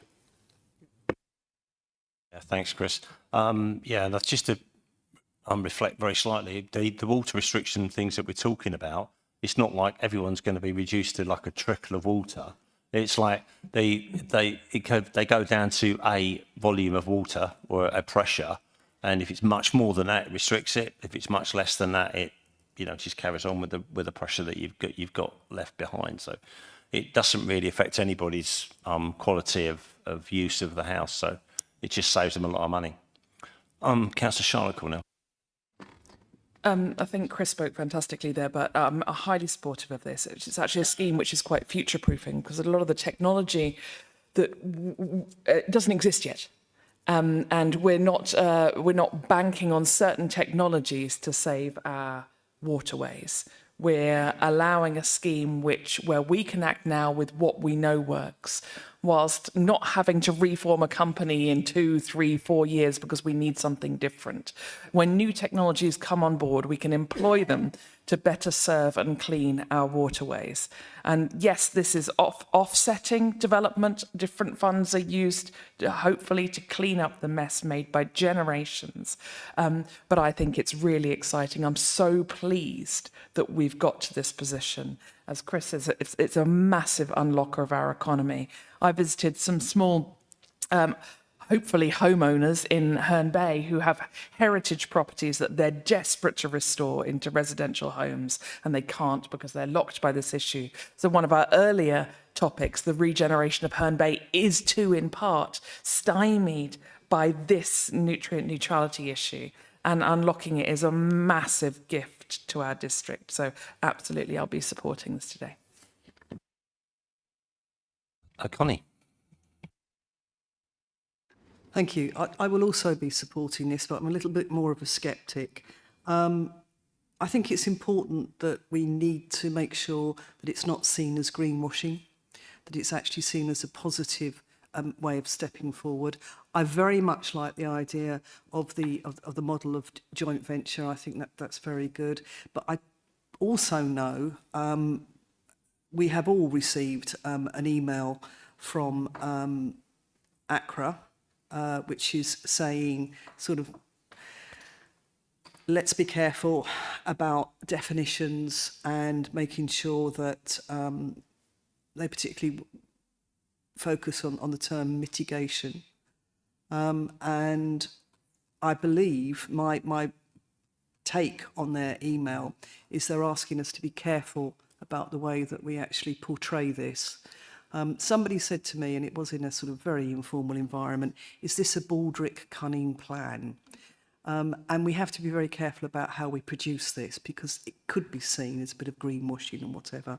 So I am going to support this for the reasons that my colleagues have already said, but I really counsel that we're very careful about how this is presented to our residents, that it's not a Baldrick Cunning plan to move things forward because we're in the pockets of the developers, which is another thing that has been said. We do need to unlock and move forward. We do need to make sure that, you know, sort of we keep a careful eye on the nutrients and so forth. And I accept that Stodmarsh and sewage are two separate things, really, from that point of view. But I'm just saying, yes, but let's take this.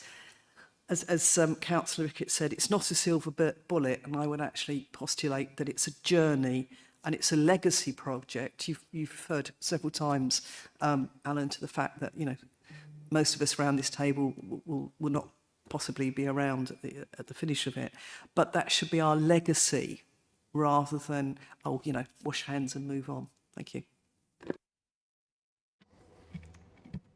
Mr. Dixie. Yes, I share Connie's reservations. Reducing the amount of water we use by a third is not going to reduce the amount of phosphates. People will use their washing machines and the dishwashers just as often, but with less water. So that the phosphates will remain the same. Until we get rid of the phosphates in our soaps and detergents, I think we're going to have this problem with us forever and a day.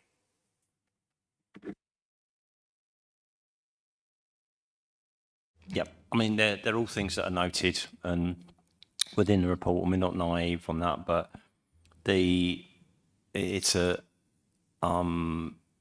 proven technology that is being used across the whole country. I mean, Norfolk have been using it for quite a long time. They are equally stuck with the same problems, but with the Norfolk Broads this time rather than the Stodmarsh Lakes. So it's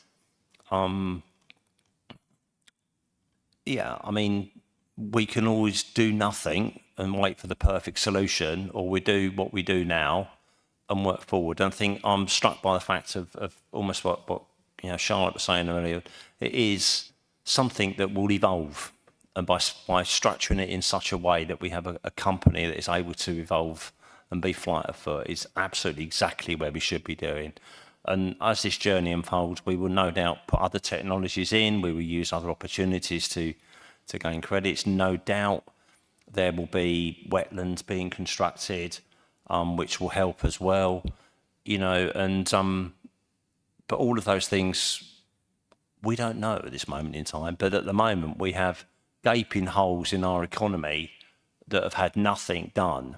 And just burying your head in the sand and hoping somebody else is going to solve the problem is never, ever going to be the solution. And that was on day one of this administration. We realised that was not going to happen.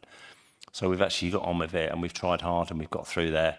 And with the help and support of some officers that have really stepped up to the mark, it's been absolutely awesome. So, and that's on both Ashford and Canterbury City Council, I think, have stepped up to that. So I'm really proud of that. And every single opportunity I've had, I've beaten somebody ears in government and of both actually parties.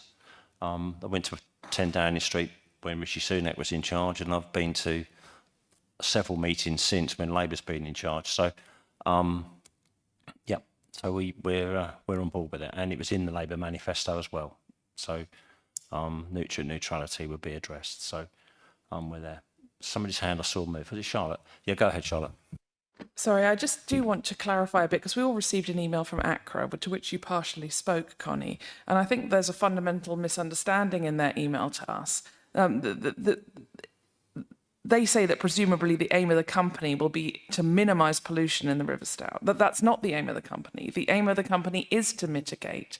and other funding streams and new technologies and personal responsibilities and community initiatives will reduce pollutants in the River Stour.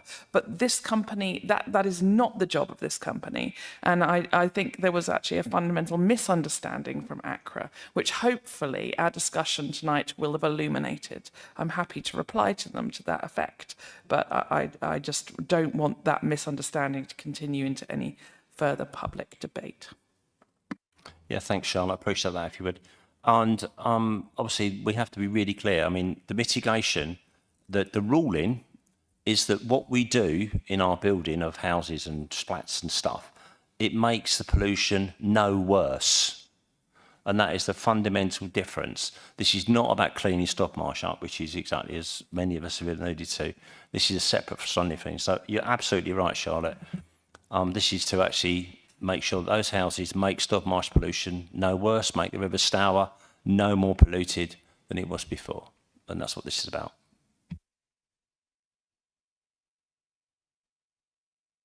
Are we happy with that? Is there anything you want to add to that, Peter, that I've missed out or will help more? So it's so important that we get this right and we get the message right out there. Obviously welcome any comments or any thoughts later, and you know the conversations that you will have with the rest of the constituents as well around will no doubt be there. So that's fine. So we need to resolve this, don't we, tonight? So go ahead, Connie. Just a point of order. Are we asking Councillor Charlotte Cornell to reply to ACRA? I thought that's what you were offering. No, that's fine. We Yeah, deal. but I think they do We need deal it. with that outside the meeting. Okay, yeah, fine. that's But fine. I mean, don't we think talk they about- need a response, and Yeah, you're quite that's fine. right Yeah. about what you've said. Yeah, that's fine. And we deal with that outside the meeting. That's not a formal response from the council. That's just a council response if needed. Okay. We're not treating ACRA any differently. We treat any other group, so it's fine. Yeah, go ahead, Mel. Thank you. And how often will we be sort of having updates on the progress of all this and all that sort of thing? Probably about every 20 minutes when it comes in something, probably. But seriously, when we start to make progress, that'll be fine. But we will keep you in the picture. Do you want to just sort of form it up and how the officers see this? If we get this through tonight, then there was a rough timetable that I know you and Ashford have kind of roughed out, and that might be useful to have that, actually, if you don't mind, Peter. Thank you, Chair. Yeah, the plan is to try and get the company up and running by the end of the year, beginning of next year. The reporting mechanism back through the Cabinet Committee of Companies will be, it'll probably bring through the adoption of the business plan, which is similar to what we did with Kinenco, and then it will receive the business plan on an annual basis, similar to how we do it currently with Kinenco. And then we can bring updates as requested by the committee, or as and when there's information to share. We're pretty hopeful, I think, well, Ashford are very hopeful that we'll have stuff up and running pretty soon. So as soon as the company's there, as soon as we bid into KCC to access the money, and as soon as we can get a contract in place to spend the money, then it would probably be a really good time to bring stuff back through. And I would be very confident that the chair will probably use his announcements at Cabinet to keep you all informed as somebody that understands this and knows a lot about it. So there'll be informal opportunities to update on the progress of the company as well as through the Cabinet Committee reporting process. Yeah, go ahead, Charlotte. So the question we'll get from residents is, I've theoretically got a property, I want to regenerate it. When is appropriate for me to think about laying that planning permission? Sorry, Or Peter? yeah. Or when will I be greenlit? Thank you, Chair. So we're already looking at how we can put out through the website and then through the company we're set up expression of interest forms for those people who would be within the catchment to be able to put their properties forward.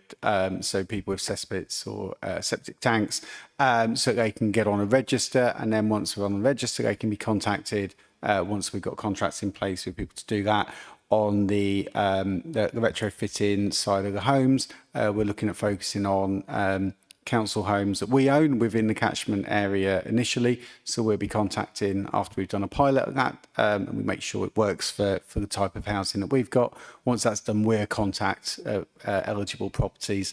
And then beyond that, we're getting deeper into the business plan of what the company's going to be looking at doing. But again, we'll be using expression of interest, a bit like what we've had in the past with, whilst it might not be exactly how we want to do it, similar to the sort of Solar Together and those sort of schemes where people will be able to apply and get on the register to be contacted by the company or their contractors to be able to deliver those works.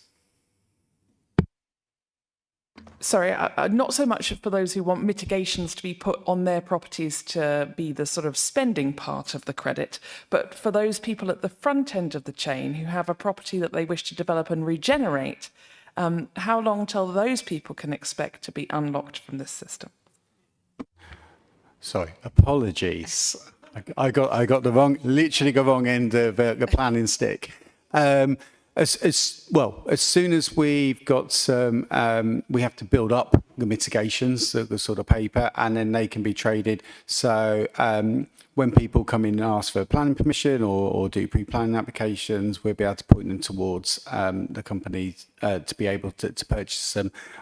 People may also find their own ways of doing it, but it'll be as part of the early part of the planning process. There will also be people that have had planning applications put in that are currently sort of in a holding pattern, waiting, and we'll be able to contact those people to let them know that they're coming forward. Part of and then they can apply for to buy those mitigations from the company. There will also be, as part of the planning process, some of it where the council may want to, through its setup, try and prioritise where those credits may go towards. So, for example, we know brownfield sites are incredibly difficult to do on-site mitigations, and we've pointed towards ones in the city centre as schemes, and we'll be pushing those ones as ones which we would want to see delivered through early mitigation as soon as we've got credits in the bank. It's going to be quite early next year, isn't it? Yeah. Yeah, we'll come back to you. After the resolution. Yeah. It will start to evolve. So Ashford are actually already building credits, aren't they? They're actually doing water reduction now. So we will start that building a bit all the time. As soon as you start to build that up, I think probably within the first 3, 4, 5 months of next year. Yeah. I mean, certainly within next year will be the time that we will start to transition. If we get a load of credits in, that's great. It'll work really well, go fairly fast. If we're having problems initially, it'll be slower. But, we will start building those as soon as we possibly can. Go on, Mel. It just came in. Yeah, I just had a thought, but if it worked, it's a brilliant, and it all worked perfectly. But if it didn't, is there anything in the contract that will allow you to separate and without losing all the good work? You know what I mean? Yeah, I mean, we can unpick ourselves from any legal agreement if we need to, and I'm sure both parties would be in the same pickle. So, we're not using our money; we're using the government money anyway. So we need to account for that and work it out. But yeah, I mean, it's just where it is. We've mitigated, and that's what we've done. So yeah.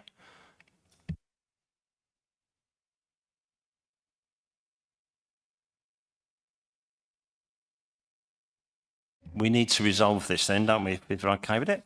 Let's make sure we get the wording right. Yeah. Up to the as per the report, and then just say as per the recommendations, and then that'll include the long list of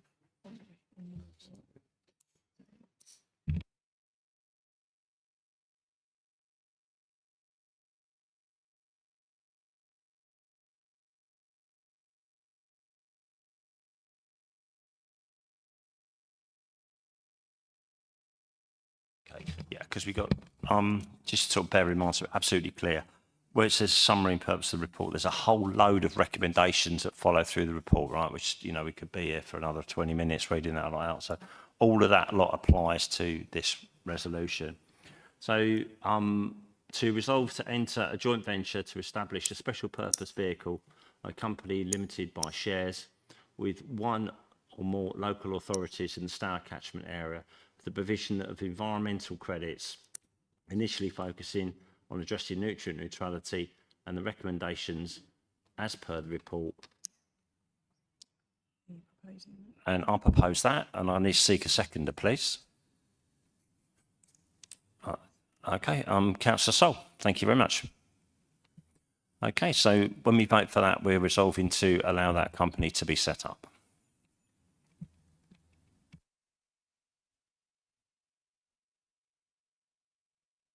That's passed unanimously, Chair, with 8 votes. Thank you very much for that, Cabinet. Appreciate that. Let's just get ourselves tidied up at the end of the meeting now.